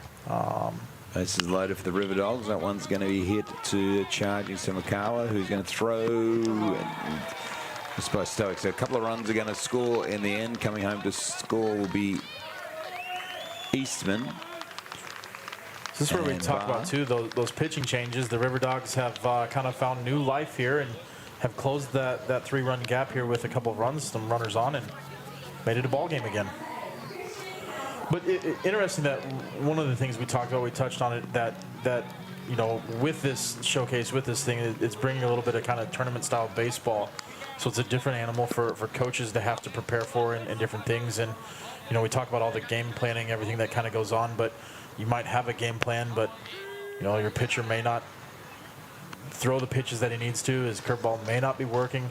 It's one of the things that the kids haven't necessarily gotten a whole lot of experience at. You only get that one opportunity at the end of the year, so it's kind of a different way to bring some different tournament baseball into things. That one's hit down to Froud, who throws across to Warner in time. I also think it gives the opportunity. It also gives the opportunity for the coaches to develop as well, and at the end of the day, I think the more games you play, the better you're going to get, right? And so I think it also develops the kids in learning to play a role as well, right? So they might only be a pitcher for that particular game, and they might only have to throw 1 innings. how do you be the best at that one opportunity that you get during that game? So, and I think that's hard to replicate in training. And so by playing a whole lot of games over these 2 weeks, it gives them the opportunity to be able to do that. Well, and I think we've heard in a couple of the different interviews too, the camaraderie that you build over those 2 weeks. It's a little bit different. Obviously, you're talking about you got to go over in June, so you get to spend the 2 months with teammates and different in very things, close proximity, I can. But I remember some of those being some of the best stories because. One of my first baseball high school playoffs, we have the 10-hour bus ride from Lubbock to El Paso, and we're playing in a 3-game series. Calverley gets himself a double, but Nesbitt is going to end up. And he was in the interview, wasn't he, Calverley, who said he's going to get a hit tonight. So, but prior to that, there was the RBI single from Nesbitt. There you go. So. And I'm sure it's no different than you. A lot of the kind of the memorable stories, and it's not just the gameplay, but it's the things that go on being able to go away on those trips. So a little bit unfortunate that they don't get to go away and be in an Adelaide or a Lismore or whatever and have some different experience than going out to eat dinner. But certainly kind of bringing in some of those camaraderie and events here for that 2-week period. Well, and I also think some of my best memories is playing in teams that has nothing to do with what's happening on the field, like right? So I think they're the things that when you retire, which these kids are a long way from that, but when they retire, they'll remember the bonds they made and the people they met and all that sort of stuff. But I guess in saying that, even though these guys, aren't travelling, they're getting a really good sense of they eat meals together. So we're giving me the breakfast and lunch or lunch and dinner, and they get pre-game spreads, and they're sort of getting used to say playing for the Perth Heat. They get that environment, and they're spending, we've been spending 8, 9, 10 hours a day at the ballpark, which has been really cool. And then, as I said, they get access to a variety of different coaches. So I think, on the things that they may not be doing, they're getting a whole lot more than they would get by necessarily just going on a state team trip as well. So, I think it's a wicked opportunity, and hopefully, I've spoken to Dino, but hopefully we can run something like this for softball. That's my goal as well, to run something like this for softball. Absolutely. So Hewitt swings, and a couple of questions for me, but one that's going to left field while I've got Hewitt in the box as well. Guy and I have been talking about crowning the best mullet here because there are an alarming amount of kids with mullets so here. Many. But Macklin Berries is pretty good, we saw earlier, but any jump out at you at these? I've been trying to get Macklin to chop his for about 10 weeks or into last school year. I made a deal with him in the gym if he chopped it, but he never got around to it, so I don't know if it'll ever be cut, that one. But old Jai Hewitt isn't bad either, is it? No, and Jai even has there you go, there's another. Yeah. There's quite a few. We told the girls next door they have to give us a list, and we might have to give you the job of getting the pictures, and we might have to have the fan interaction for best mullet for the camp or something. Whoever wins, we get to shave the mullet off. Is that the? Hey, I'm all for that. I'm all for that, but I don't know. We might have to come up with some kind of prize here for something. Absolutely. So. Hewitt walks, but we will move to softball for a second because this kind of showcase. And the constant for every kid we've seen being interviewed earlier is their dream is college, which college softball is such a big, an amazing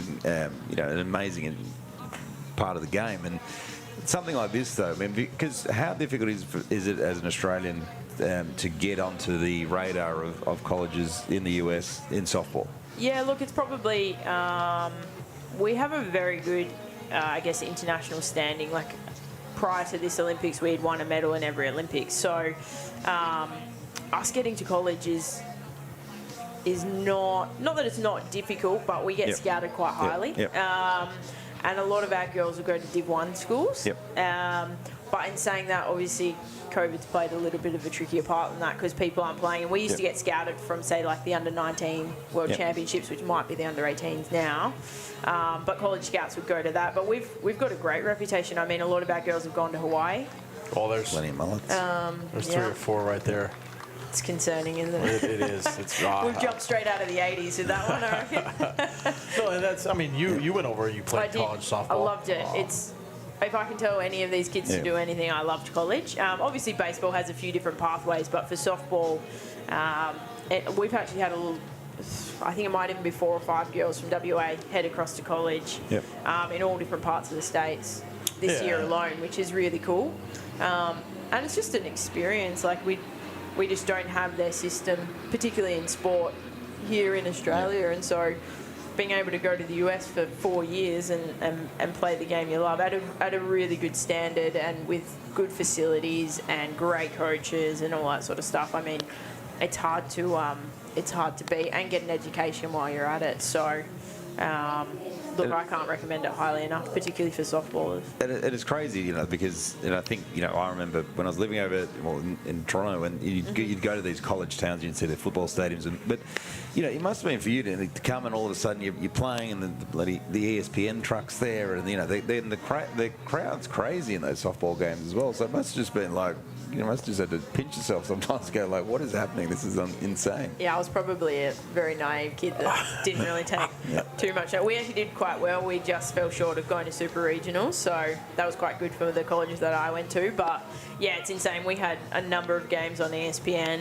You'd play 60 games in less than 2 months, right? Like it's just the next. I talked about that opportunity. I got to go to Omaha. Obviously, for women's college softball, it's Bricktown in Oklahoma City. As the gear manager, or what? No, I was with the marketing. Oh, sorry. And then I've gone to separate academies. Have you ever gotten to go to Oklahoma City during the actual Women's College World Series? Nah, so I haven't been there for the World Series, but we actually used to play every year. The Australian team went across for the US World Cup, and that was based out of Oklahoma. So, and that was probably maybe a week after the World Series wrapped up. So we got to go there. It was phenomenal. There's literally 6 softball diamonds there, pristine. Cameras everywhere, all that sort of stuff. It's one of those that, I can't speak highly enough of Omaha. I got to be there for their closing of Rosenblatt and then the opening of TD Ameritrade, and the experience that you have that. And Boston Foot, the new pitcher, and straight away Nesbitt's come home to score, as has Calverley. Teams don't even make the series, but they've fans of those teams have been coming for years and years. So, the few years where LSU misses out, but they still all go up and do bring the Cajun Creole attitude up to Omaha, and they just make it an experience. And it's always done during Father's Day weekend in the States, which does fall in June. But it's one of those experiences that if you ever get the opportunity just to go to it, I highly recommend it. I would bet it's the same for the women's softball. Yeah, and Oklahoma has actually been in the World Series probably, and quite dominant for the last sort of 8 to 10 years. So that's always definitely brought in the crowd. But it's just a phenomenal stadium, and there's lots of big colleges there, I think, in Oklahoma. But that's why this is so cool to showcase, because I hope that these boys that want to, say, go to college or sign minor league contracts or whatever they want to do in baseball get the same opportunities as we got, because it was definitely one of the best experiences of my life, and I hope for these boys that they get the same opportunity. And I think by having these sorts of things like the showcase, that's only going to allow them to get better and potentially achieve that goal. Bar sends that one up, and coming in is Samakawa to take the catch. And one of the other things is these kids were the ones that were the 5 or 6 year olds that were watching the first 2 Australian teams go over to the Little League World Series that Glenn Tovey took, and then that the Northern Metros went the following year. Well, look at BJ, right? Yeah, like he was part of the Swans, and I remember seeing him playing at the Little League stuff in the nationals and stuff like that. I'm like, and look at him now, right? Like, stud, as a lot of these kids are. Like, they're just great players. And Simi, I think, it looks like we talk about Tyson having grown a foot and a half. Simi's grown a foot too. I remember him playing last year. He was one of your and Simon Ison's favorite players, and he's grown a foot. Just another great look there of Boston Foot really getting out over the top. You can see him shortening that distance, making that quick approach to the hitter. Shot. That one's going to stay down for Eastman, and coming home to score will be Hewitt. The tough part, and you sit here, and we've seen the River Dogs score 7 runs this inning, closing that gap, and then obviously taking the lead. And it's kind of tough a little bit there on Boston Foot, because you sit there and you're like, well, he's giving up the hits, but he's also doing the job that he needs to do, because at some point, like, you need to be throwing strikes. It's just the River Dogs have finally kind of found their rhythm, found their zone, and they're taking advantage of those opportunities. But he's not doing anything wrong. He's doing his job, which is throwing strikes. Yeah, absolutely. And I think they're hitting quite well, to be fair. They've come in quite well, but at the end of the day, I guess you always want to, after you sort of claw your way back into a game, really shut down that next innings. But these guys have just hit too well, I think. They've just found some gaps, and they're swinging at pitches that they should be swinging at. So, but it's a good game. How good is the hitting? How good's the play in general? We've definitely seen an uptick in the hitting, especially from last night into tonight, both with the runs on the board and... Down from Stockick, just gets past Samakawa. Coming home to score is Ozane. I just think these guys are doing a great job. It's been a big couple of weeks, and now it's all culminating in some good play. We'll talk about it. Like, these guys played obviously in the sun yesterday. I mean, you know, for the younger guys, for you, as like, you know, playing under lights always gives you a little bit of a perk. So good. Playing under lights is the best thing ever. This is Wilson at bat. Foot pitches to Wilson. Swing. Swing miss. Pitch. You know, and in terms of the baseball, there's only really the two fields out here that have the lights that you can utilize right now, and obviously Baseball Park has everything. The Wanneroo Complex has lights that, you know, you can play under. Softball, you have a few more stadiums in the area that you can play under, so it becomes a little bit more routine. But yeah, so we've got Maribooka's our main complex, but we're super lucky because for softball we've actually got 4 diamonds in the one complex. So most of the night games tend to be played out there, and that's where I've played the majority of my softball career. So I couldn't tell you about too many of the other. well, obviously at Kingsway, Wanneroo does. Absolutely. There. Absolutely. I think, I've just never played under them. There's one not too far down the road. Right Dale here. Districts. Dale Districts, I believe. You know, they have 2 fields that have lights. I believe down south now, I think the Rockingham fields. The Rockingham fields are actually quite new as well. So they've got some Astro fields as well down there. So they've done a great job. I think they were actually named this year to host that the Senior League tournament if it does take place. So fingers crossed. Fingers crossed that, you know, the border opens up, that those opportunities are available, and obviously they've done a lot to improve their fields and improve that, and obviously win an opportunity to host the Australian Youth Nationals. So yeah, fingers crossed. I mean, I'd love it for not only these kids that are playing in front of us now, but the whole of Australia to sort of get back to some normalcy and allow kids to travel and play sport again, you know what I mean? All right, Lee, well, thanks for taking a few minutes. Thank you so love much having you. And, thanks for dragging me in, Geezer. Congratulations on everything. Quick time out and back for more. Right, if there's 9-4, the River Dogs lead the Hot Rods. Now, Jack Angeloff joins me from the Hot Rods. Jack, how was your first night last night? How did you rate your performance? It wasn't that good. We got smashed in the end, so it wasn't that good. Not really. What did you take away from the game? We fielded pretty well in the end. We had no errors. We just couldn't hit last night. Absolutely. What have you learnt over the last 2 weeks, and how good has the time been out here? I've learnt quite a lot from all the coaches, and it's been very good. I was here last year, and it's been pretty much even better. Oh, that's always good to hear. Now, what can we expect from you tonight? Hopefully a couple of hits, and that's probably about it. And where can we see your baseball career going in the next few years? Hopefully playing in college or pro. Absolutely. Well, good luck tonight, and we can't wait to see you tomorrow as well. Thank you. Thanks so much.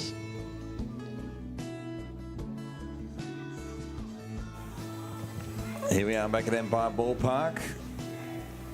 8 runs scored then by the River Dogs. And they are now the 9-4 leaders over the Hot Rods. And a big thank you for our guests so far, Johnny Ogilvie. And each have a great insight. You know, you've got Johnny Ogilvie, who's working with Diamond Fitness and working with strength and condition, you know, and the guys at 16s levels are getting the heat level sort of training as well. Lee Godfrey, of course, as well, who few can say is a bona fide Olympian. Paul Morgan's my name. Guy Belair alongside me, bringing you this under 16s game, top of the 5th. It is 9-4, and Yeah, it's just and now, Guy, as we head into different phases in our life, it's certainly well and truly off the field. It's just cool to hear people have achieved such great things, and then also watch these guys and kind of have I suppose have the benefit of kind of knowing you get this game right, well, there's some good times ahead for you. I think it doesn't matter, getting out here, growing up through baseball, through the school system in the States, coming out here to Australia, it was such a unique system that, you can be involved from a club from, the day that you're 5 or 6 and entering T-ball, or might even be 4 from those standpoints, but entering T-ball, and then, you still go down to the clubs and you have the 70-year-old maybe getting the 1 game a year. Edmonds, a pitcher, by the way. Hall, he batted defensively. The River Dogs look like this. Wilson, Ozane in centre, Stockick in left, Hewitt at third, Nisbet at short, Barr at second, Eastman at first, Calvary behind the dish.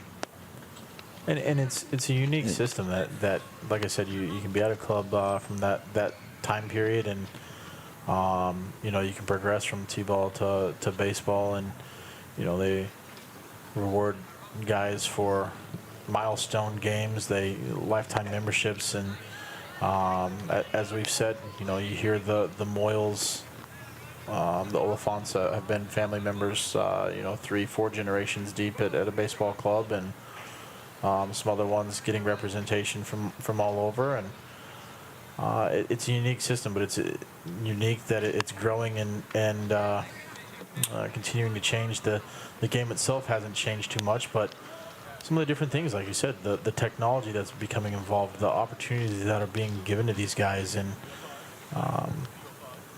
being able to make the most, and some of the young brothers that have always tagged along as the bat boys and bat girls, and then waiting for their opportunities to come in another 5-6 years.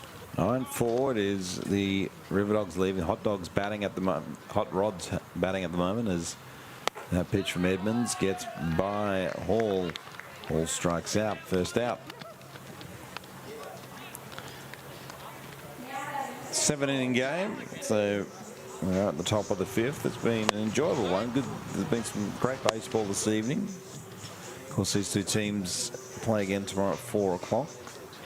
And just speaking in terms of that one, that's one of the things that I love about this game the most, is that the closeness that you get to the game, right? It's still the closest that you can get to the players, the access that you get to the players. We look at that, and whether it's brothers or sisters, whether it's, sons or daughters that are those bat boys and girls, but, after the game, the kids all, they get to run on the field, they get to run the bases, they get to run the outfield, especially out here at the Perth Heat, you run the outfield every 7th inning. Yeah. You get to run the bases after the game. We're packing up and doing things after the game, and you get to see, the 15 to 20 kids all go step on the mound. Rod lets them step on there for a little bit and throw, and you get that maybe one game at the AFL level where they let you down on the field, and that's one of the unique things that if you ever get an opportunity to go over to spring training and you get to. Those players only play in the 3 or 4 innings, but they sit there, they sign autographs. And you just don't get that in any other sport. The ball's hit to centre field, gets under the glove of Ozane, and Wilson doing the backing up. Williams finds himself on second base. But yeah, it's and that is the one thing, anyone who I've ever bought to a Perth Heat game, and last time I bought it, schoolmates of my daughter, and they'd never really been exposed to baseball, and they now are playing T-ball, and they fell in love with the game, because where else can you run around and grab balls, keep balls? It's it's just with the exception of the state league or games like this one. Yeah, and it's you get to keep. It is a souvenir that you get to keep. It's just such a unique. Part of it's just such a there's no I don't know in the NFL if if a ball's if it manages to get over the net or if ball goes out of it, do they keep the ball or they give it back? They do have to give it back, especially because a few of those balls have to be like the kicking ones have to be especially kept to make sure that they're not deflated or anything now. So Takashima at bat. I think the ones like the touchdown ones, when you see the receiver, the running back throw them into the stands, those ones can be kept. But the ones kicked in have to come back, and generally, like if it's one that's in play, like that third down pass sales, throws that one in the pans. Generally, that one has to come back into the field of play too. I think Takashima hits that one out to Stockett, makes the catch. I think sometimes oftentimes when you see the players throw those balls into the stands, they're giving them to family members more often than not, or to somebody they know. Because I think at some point they actually are fined for doing it, so it does have to be replaced. But as I said, at cricket, I think that ball has to be thrown in because it's used for a specific number of overs. And so it is. It's just truly unique that. Edmonds Cook, I remember telling Dan Vaughan when he first came over, we were talking about the cricket, and he said, no, if they get the ball, you have to throw it back in because, the ball gets wear and tear, and at the start it swings more. It's, it's this, that, and the other. And it's, but below me is a box of ABL prep baseballs, and it's just like, it's funny, though, because, half of these baseballs will see their lifespan will be one pitch. There'll be one pitch fouled off, and I think if you watch there's a documentary on it, and I think the lifespan of a baseball is 7 pitches. That's crazy to think about the number of baseballs that are made and the process that goes into it. Obviously, club baseball out here, they have a little bit more of a lifespan because they, have to get used in the cages, and they just constantly get downgraded from that standpoint. But, obviously we're missing out on the ABL being able to have the kids chasing all of the foul balls this year. But, that's, beyond the proximity, the closeness that you get to the athletes, the closeness that you get to the field, the fact that the defensive team is the one who maintains possession of the baseball. All the kind of the uniquenesses of the game. Pitch from Edmonds to Crook. Williams on second, 2 down. Top of the 5th. The team who batting the Hot Rods trail the River Dogs 4-9. And the Crook draws a walk. The big part about this, we've seen both times big innings. The team that has just gotten out of that inning has been able to capitalize and come back and kind of, get back into that ball game. We saw that in the earlier game today. Ultimately, they did go down, but it'll be interesting to see if the Hot Rods here can manufacture a couple runs, get it back to within striking distance. Warner's first pitch to Edmonds. Edmonds throws across to Eastman, and that will do. So apparently I put the jinx on him. He did indeed, but that's okay because we'll head to the home half of the 5th. It's the River Dogs 9 leading the Hot Rods 4. Back for more after this. Now, Christian Hoyza from the River Dogs joins me now. How has the first 2 weeks gone here, all the way up to the games last night starting? I reckon it's gone pretty well. Having a great time. It's good fun, so yeah. What's been a highlight of the last 2 weeks? Probably pitching last night. Yeah, had a lot of fun out there. Feel like I threw pretty well. Now, how fast did you pitch? I think I hit 75 at my top, but yeah. Wasn't really trying to focus on that, trying to throw strikes more, but yeah. Absolutely. Well, that's a good thing. That's a good thing for sure. What can we expect from you tonight? I hope to get a knock because I think I'm coming in the game later, but I hope I get a knock, so yeah. Cool. And tomorrow night, are you excited for the game, the final game to wrap up a big 2 weeks here at the Empire Ballpark? Yeah, of course I'm excited. Last game, always got to be excited for that, but yeah. Now, where do you want to take your baseball career in years to come? I hope to go to college or make it somewhere in the pro leagues. I don't know. Just hope to make it somewhere far. Well, hopefully we'll see you in a Heaters uniform very soon. Thanks so much. Yeah, thanks.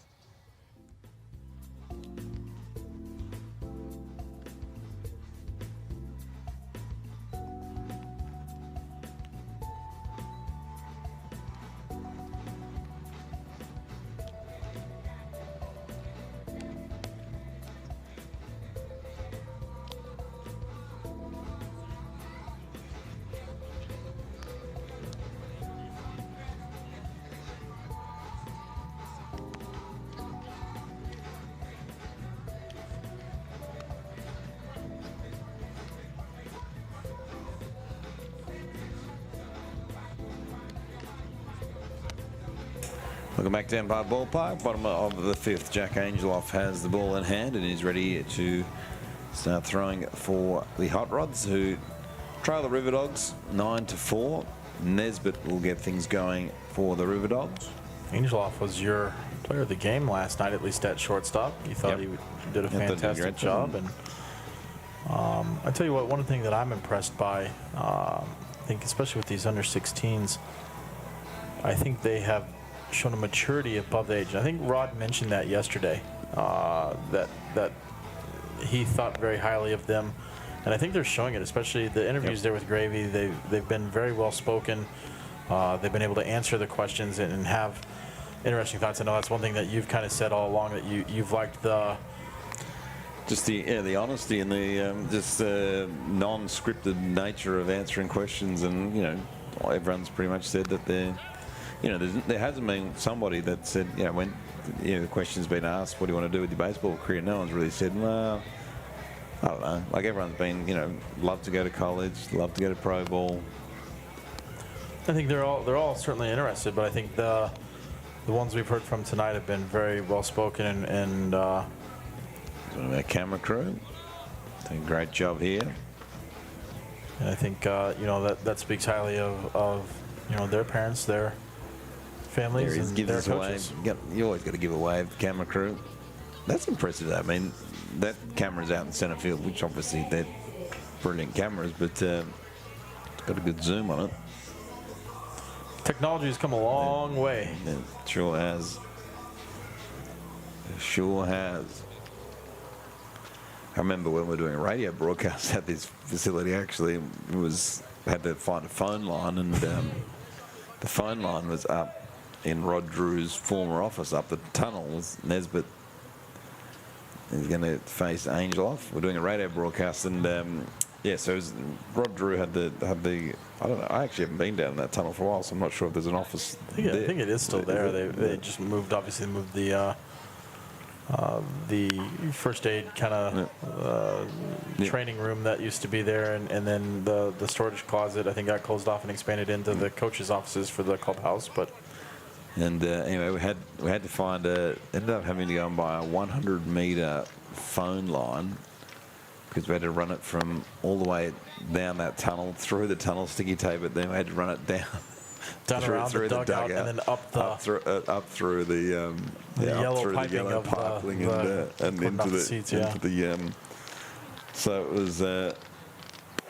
it was wheels. There's been some wheels off times, that's for sure, but it was fortunately, and there was only once or twice one of the players kicked the line, and all of a sudden you'd hear it in the headphones, and all of a sudden you just hear nothing. You're disconnected, and then you have to race down, plug it back in, redial ring the station. Nesbitt draws a walk from Angeloff, and that's how the bottom of the 5th is going to start. Of course, Angeloff is the one we heard from, I think, an inning and a half ago, and I think that was the one who asked, was that one again? And the last 2 or 3 that we've heard from in the interviews have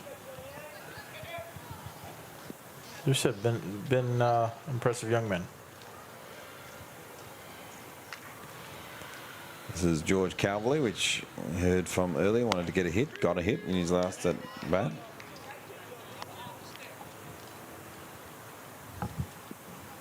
I think it was Angeloff who was saying he wasn't going to come into the game till late. A little bit prophetic there, coming in the 5th inning here, and swing and miss on Calverley. I mean, some of these kids are big kids for 16 though as well. It's a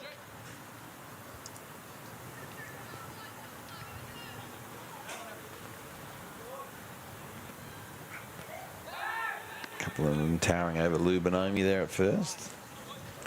Yeah, it's been a little bit of a change. I don't know if there was something in the water. I remember a couple of years, and apologies to Brian Armstrong, I couldn't think of your name at the moment, but it did just pop into my head that, between GT and Brian and those 2 teams that originally went to the Little League World Series, we always kind of laughed because they had the mini midgets. and some of them hadn't hit their growth spurts. And you look out here, and as we said, Simi grew a foot. Tyson's grown that 1.5 feet, and even some of these guys are as big as the 18-year-old crew and can face and compete with them. One of those is on deck in terms of Jai Hewitt. Swing and miss him down on strikes, guys. Calverley.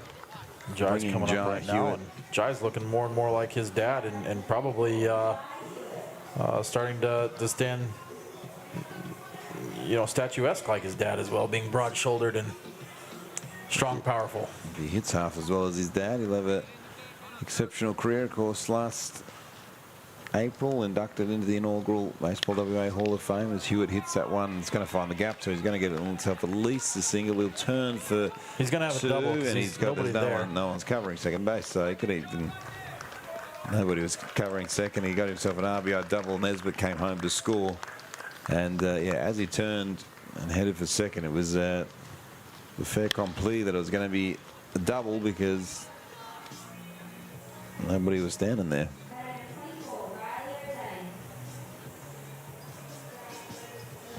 Good base running there. Yep. Would have liked to have seen him touch that inside corner of the bag, but big part is obviously make sure he touches it, and he was off to the races, making sure to reward Jai for that big hit. 10-4 now. Riley Ozang.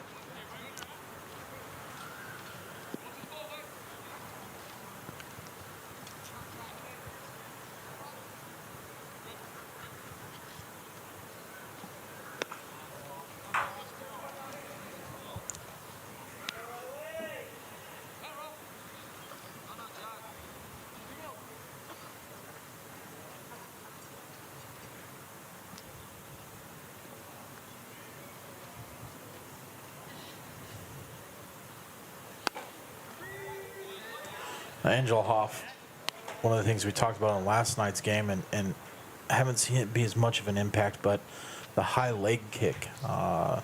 Runners were taking advantage of that. Don't know if we're going to see Jai take off for third like we had a few guys yesterday, but Angel Hoff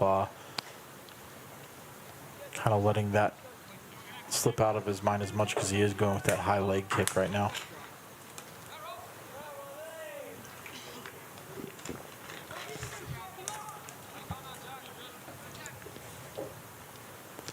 That's one of the other tough things that you talk about. I mean, obviously, we say that something like this is great because it allows some of these players to come compete against, each of the top guys in their club, because competing in their club, they may only have to worry about 2 or 3 guys in a game, and you can get away with the leg kicks and shutting down a running game just because you're a hard thrower or different things. But when you come to things like this, then you are facing the guys that are, the bigger, the faster, the stronger, and everyone is kind of that one competing for that next level. Cambar now. And so it forces you to kind of hone in on a few more of those different skills. Crook just meeting in the minds of the infielders.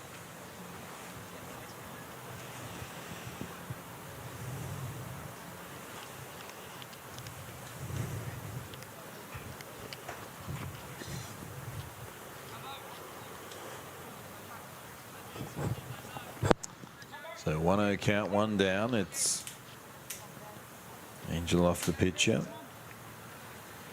That one's high. It's going to get away from Crook as well. So Hewitt will go to third. Ozan will go to second.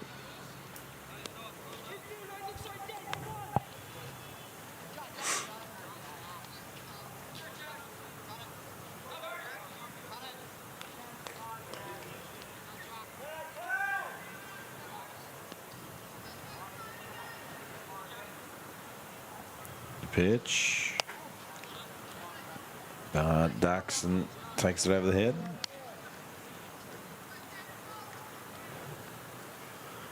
This is those, we've talked about a couple of things. This is waiting to see if either coach or the catcher. Last night we saw Egan and Boston Foot. If their guy just wasn't kind of feeling it, they took that time to go out and talk to him. Some of these, obviously with these under 16 ones, a little bit younger, but these are the guys that are just kind of those second-string catchers. Don't necessarily have that same game control, game awareness. Because that one, the 3-0 be a good opportunity to go out because you can just kind of see his facial expressions. He's wearing his little bit of emotions on his sleeve right now. Battled back well to come get the 2 strikes. But, like to see him just go out, refocus down, bear down. You can do this one. As you said earlier, we were able to hear the guys, really cheering on their teammates. He almost needs that lift from his teammates right now to help get him through this one, get out of that inning. You hear the crowd a little bit. Angelov throws, swing and a miss, and down on strikes goes Bar. And that's always a big moment. You'll see probably facial expression doesn't look as worried now, so kind of a little bit of sigh of relief. You're able to get out of it. Now just find that 1 out to get out of the inning. Go swing the bats again. Eastman up. Eastman on Angelov. Angelov's first offering to Eastman is high. So 10-4. The River Dogs lead it over the Hot Rods.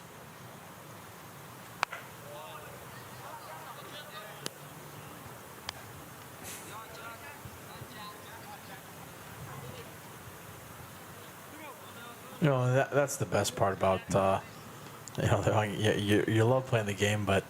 I don't know if he was having a sing along or... A little sing dancing in your head, have that short-term memory there, and good job by Angelov. Obviously working the zone, having to adjust to a little bit shorter of a hitter.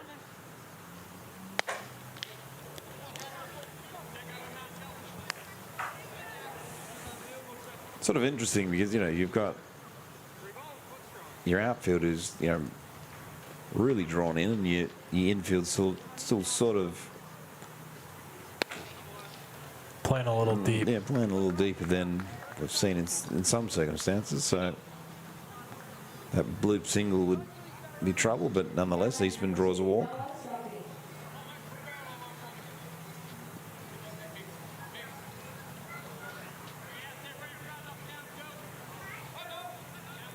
So this is that one where I'd like to see Angel Hoff really reach out and follow through, kind of attack more down at the mid-thigh to the knees.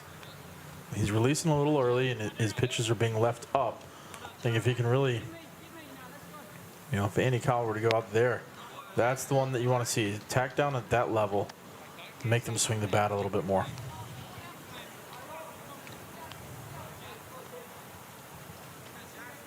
Kick with bases loaded. There's the pitch and swing and miss, and 1-2 count, 2 down. So big pitch here for Jack Angelov.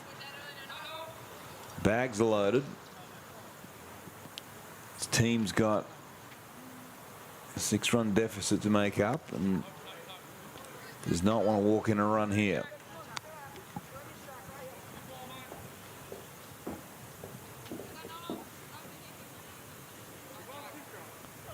Ten to 4.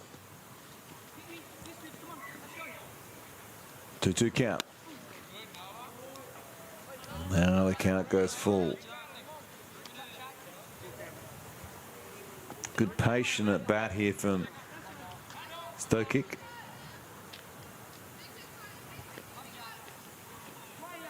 Loaded bags, Angelov to Stokic. Runners go. Swing, and that's banged straight to Warner, who takes a couple of steps, stands on the bag. Angelov gets himself out of the bases loaded jam. We are through 5 complete here at Empire Ballpark. It is the River Dogs 10 leading the Hot Rods 4. We send down to Grady once more. Now I'm joined by Sam Forrest from the Hot Rods. Sam, how have the last 2 weeks been out at the Empire Ballpark? They've been pretty good. Been training hard, and yeah. What have you taken away from the last 2 weeks to put into your game wherever you play? Just fielding ground balls, doing all that stuff, trying to get hits. And what's been a highlight about the games so far? Mainly I don't know. What did you take away from last night's performance? I did all right with the bat. I stole a few bases, which is pretty good, and took a few catches in the outfield. What's one thing you're focusing on for tonight's game? Trying to pitch, because, trying to get to pitch. I'm pitching, and, yeah. Now, Dino's told me you like ham sandwiches with jam. No. Is that correct? No, that's definitely not correct. I only put my ham on the side of the sandwich, and I have it after. Okay, so we have sweet and savoury. That's a good way to go. Well, good luck tonight, and thanks so much for joining me. Thank you.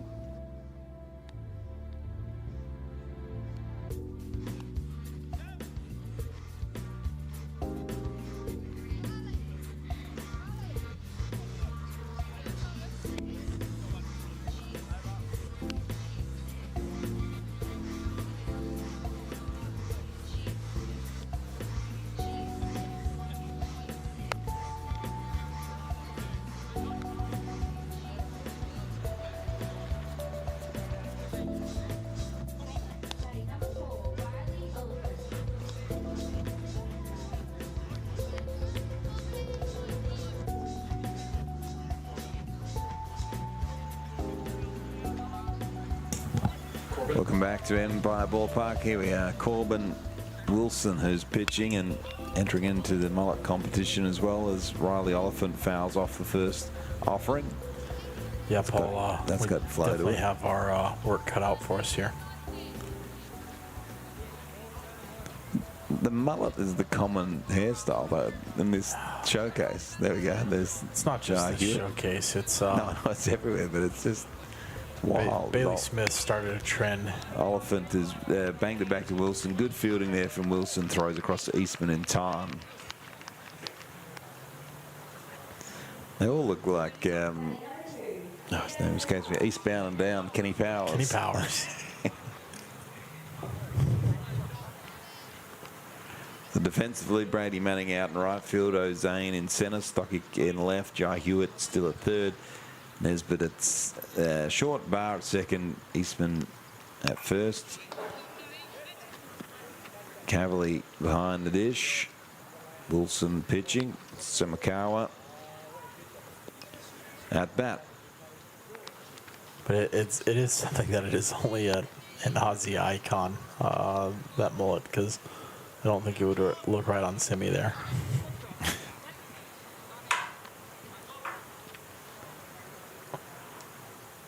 Pitch bangs up to Barr, bobbles it, recovers in time, just beats out the throw, because boy, Samakawa has some serious wheels. That's normally definitely a routine out. Even if you bobble it, you still have plenty of time, especially a two-hopper. He got down that line fast. Did just get him by that half step. I thought it was a little bit closer than it turned out to be, but. Franklin now.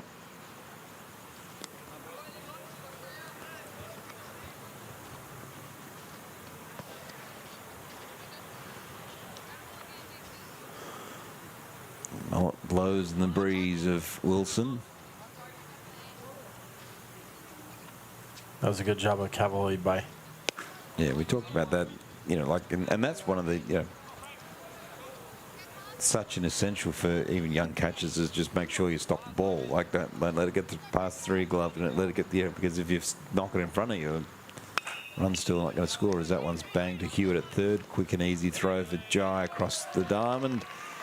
In time. 3 up, 3 down. Off to the home half of the 6th. It is still the River Dogs with that 10-4 advantage. Quick time out from us. Back for more shortly.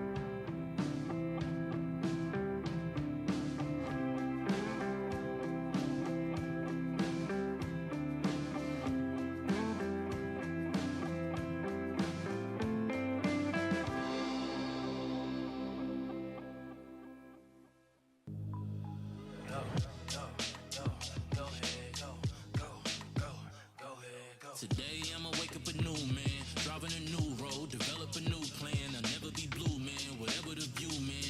Go to a new beach, get me a new tan. I'ma write down every single thought. I goes on my wall, I win, I never fall. I've been gone for a minute, yeah, I had to be free. You want it, I got it, so tell me what you need. Go get it, you got it, I see you.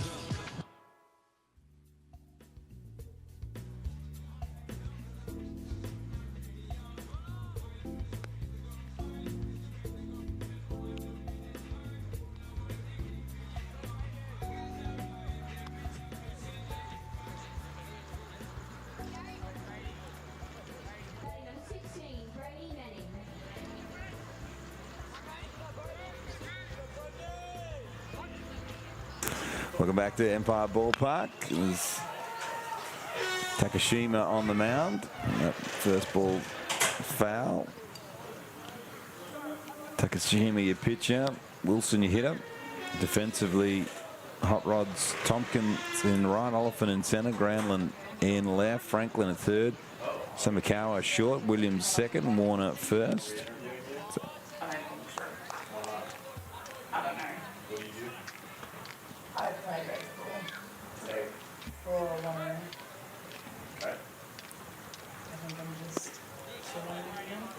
No. Oh, my name's Michaela, by the way. Special guest in the booth as well. Michaela on in a moment as Takashima pitches to Michaela, Wilson. Wanneroo baseball player. How did you get involved for the showcase this series? My brother plays in the under-18s comp, and I did my diploma through Diamond Fitness, so Dean kind of just like hired me on to help out with the showcase. And what have you spent your time doing the past 11 or 12 days? This one's hit, sorry, to Williams, just bobbled it, but back to you, Michaela. Just been helping out with some behind-the-scenes stuff, helping out with the coaches to put data in, and helping out with the boys if they need anything off the field. Now, we've had a bit of history take place over the weekend. Are you aware about it? Yes, I am. So what are your thoughts on that? I think it's pretty cool. I've met Genevieve before. She's a pretty cool girl. She's very talented, so yeah, very cool for her to get out there on the field. Now, how come we're not seeing you get an opportunity out there on the field? I am 18, so I'm too old to play in the under-18s comp. All right, but we're gonna give Michaela the most important. We gave her a task earlier in the game, and that task we've been talking about it all night. We've got to start narrowing down who's got the best mullet out here. Oh yeah. You've been able to see everything here for the 2 weeks period. You know, what are some of the names? Who are we going to be looking at in terms of putting it out to fan engagement tomorrow? So number one right now, like at the top, like best mullet so far, I think we have Finlay Duncan. He's in the under-18s. He's on the Biscuits. Yep. He's got a pretty good mullet. Boston Foot has a pretty nasty mullet. He's out here somewhere. He's on the Hot Rods, number 26. Basically, all of the under-18s have a mullet. It's pretty funny, but yeah. It is very throw to second, not in time. Yeah, there's plenty to choose from, and I think we just had one of the pictures. Of course, I think it was Macklin Berry. You guys told me he had to Oh be. yeah, he's got some nice hair, nice curly hair. Pitch from Takashima. That one's sent up the shoot. He's going to do his own work and walk down the mound and make the catch. I want to talk about Genevieve again. Of course, those who don't know, was up for the Melbourne Aces the other day. I mean, how important, like how amazing is it to see that? I mean, it's kind of like, you know, like that's like, I mean, and it has been a big deal. I mean, it's been on MLB Network, it's been on ESPN, it's been everywhere in between. I mean, but you know, for someone similar age and playing the same sport, like, I mean, must give it all the females playing baseball must give everyone a huge lift, though. Yeah, it's pretty cool, like seeing someone you at least know or know of being out there. Now, are you also aware of the other one about Rachel Balkovich? I've heard about it, but I haven't seen much. Well, interestingly enough, I think she started out with data entry, has progressed into strength and conditioning for different years, then got a position as a hitting coach, and then is now going to be the single-A skipper for the Yankees in the minor league. So certainly different opportunities.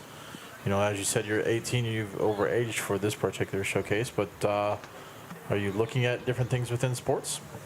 Yeah, I've been helping out coaching throughout the club, and seems pretty cool to coach, and yeah. Yankees would be all right. The coach there is Takashima. It's a 2-1 count. Do you have a favorite team? I go for the Yankees because I'm originally from New York. Originally from New York. Yeah, I was Not a Mets fan though, huh? I'm born in Indiana. Born in Indiana, and you're coming out as a Yankees fan. My grandparents live near Buffalo, so close really? to New York. Up in Niagara Falls. Yeah. That one's hit down to Franklin, throws across to Warner, 2 down. You'd think you'd be more of a Pirates or a Tigers or Indians or anything but Yankees. No, Yankees fan. All right. The old Buffalo. They might win the Super Bowl this year. Maybe. Maybe the old Bills, but Takashima will throw to Moyle. Nice pitch. Any other sports that you're interested in, Michaela? I've played netball over the years, but I kind of stopped playing. Mainly just playing baseball now. It's a hard hit ball from Calvary, but caught in the right field. Tom can make the catch. We are through 6 complete for the final 7. Michaela, we'll let you go because you come in to check out what's going on in this booth, but appreciate you stopping by. And we'll shoot to an ad break and back for more after this.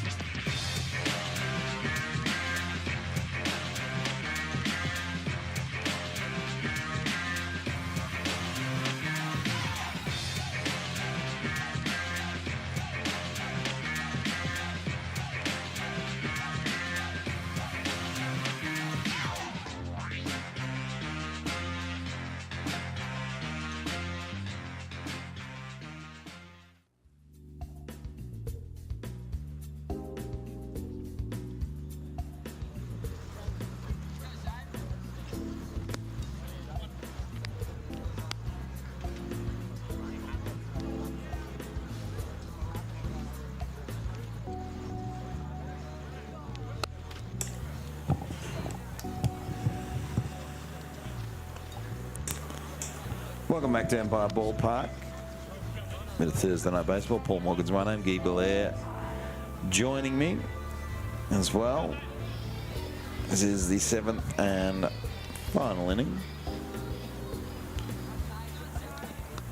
So the River Dogs 3 outs away from wrapping this up.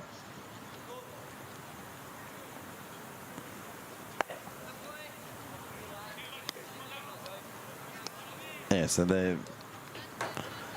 we're just learning a bit more about our guests and the PA, and she's been doing the laundry and doing the It's funny, like, you stick around and, I think one thing that, we had Johnny Ogilvie in here before who, before he and now he is at such an elite level for training as that one is. Fei Tai's hit it straight back to Wilson. Very rare you see pitchers catch pop-ups, and I was going to say, we've actually seen like about 3 or 4 this evening, and 2 in a row here, yeah. Normally you tell them to get out of the way, but obviously most of these guys are a little bit of athletes playing some other positions, so not completely, but yeah. You sort of say you stick around. Johnny was the EO for the Heat, and now he's head of strength and conditioning for basically the entire baseball WA. It's just sort of like you hang around and you keep enthused, and good things happen.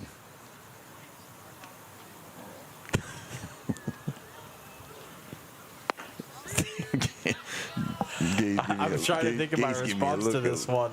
He's giving me a very odd look in the booth, but no, it is good, and it's great to see what some of all of these guys have done. And as I've said, the bigger part is some of the guys that I've had the pleasure of coaching. Will Sheriff was one of them. He's taking a catch. He's taking a souvenir. No, he is throwing it back. You got to do that tonight. I saw Will Sheriff helping out. I think we talked about it. We saw Will Sheriff, Jess Williams, all kind of sitting around, and Will was one that I've been able to coach since he was center, and Ozan makes the catch. 11 years old, so I've got to see him progress, and obviously he signed with the Diamondbacks and has gotten that opportunity to go across, and there's a few of those guys that we talked about. Lee talked about some of the softballers, about 5 or 6 that have gone on to play college softball and some different things, and I think there's about the same in terms of baseballers. I mean, obviously, Robbie Glendenning was one that went in through college, got to, I think started at JUCO, wound up at Missouri in the SEC, and Adam Korcha played at University of New Mexico, and you're starting to see some of these guys get these JUCO ones, and we'll see if they turn it into some big-time D1 schools after that 1 or 2 years. I think we had there's another one that played for the Heat, and I think it was my second season out here. It was from UNC Greensboro. It was a Wanneroo product. Third baseman, had won Rookie of the Year. Ooh, I know I'm testing. Not only am I testing my Rookie memory. of the Year. Yeah, Jordan. Yes. McDonald. Jordan McDonald. Heck of a player. Then won Rookie of the Year that year, and then has kind of walked away from baseball. But he was a heck of a player. That one's going to get hit straight to Hewitt. Who's going to get past Jai Hewitt and bobble out to left field. So down to their final out, the Hot Rods. We'll see what they have left in the tank. Of course, just a reminder, 4 o'clock is these two teams playing their championship game tomorrow. As we'll look at Wilson's. And Corbin, nice long stride, getting out over that front foot. Big leg kick on the follow through. Takishima foul off the first one. They just reminded these two teams 4 o'clock West, and they play in their final game, and then 7 o'clock make way for the under-18s, and that will be all she wrote. So we look forward to the company on the broadcast tomorrow night.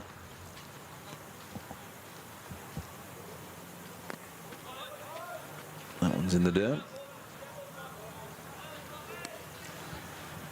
Big thank you to all our guests who have joined us this evening. We had Johnny Ogilvie, Lee Godfrey. Of course, just then. We did confirm, I said I was going to have to shoot death stares into the booth next door if they were for some of those music choices, but we did actually confirm the players themselves chose those walk-up songs. So yes, the girls were having to cringe sometimes on the music choices, but Hewitt can't beat out, just bobbled it slightly, couldn't beat out the throws Tompkin gets through. A big thanks to Mac, who just joined us in before. Case in point, this one right now. There, man. Baby Shark. Ben Crook. So Hewitt not happy with himself, had the opportunity to ice the game, but 6-run lead. This one is fouled off.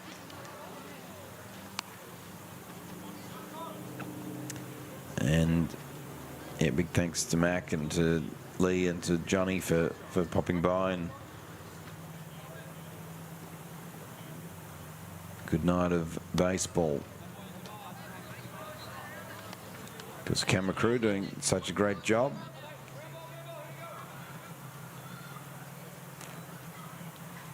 All the team at Show Screens doing incredible jobs bringing you all this baseball.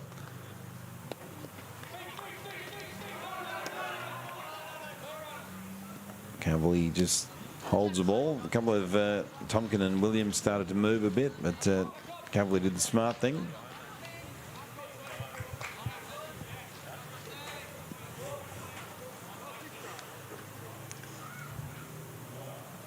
One ball, 2 strikes. A strike he'll end it. Wilson throws, and one is wide, but Cavalry does a good job to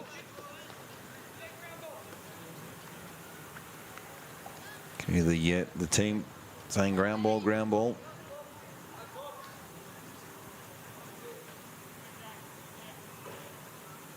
The pitch hit high, and that should do it as Stocky comes in, makes the catch, and that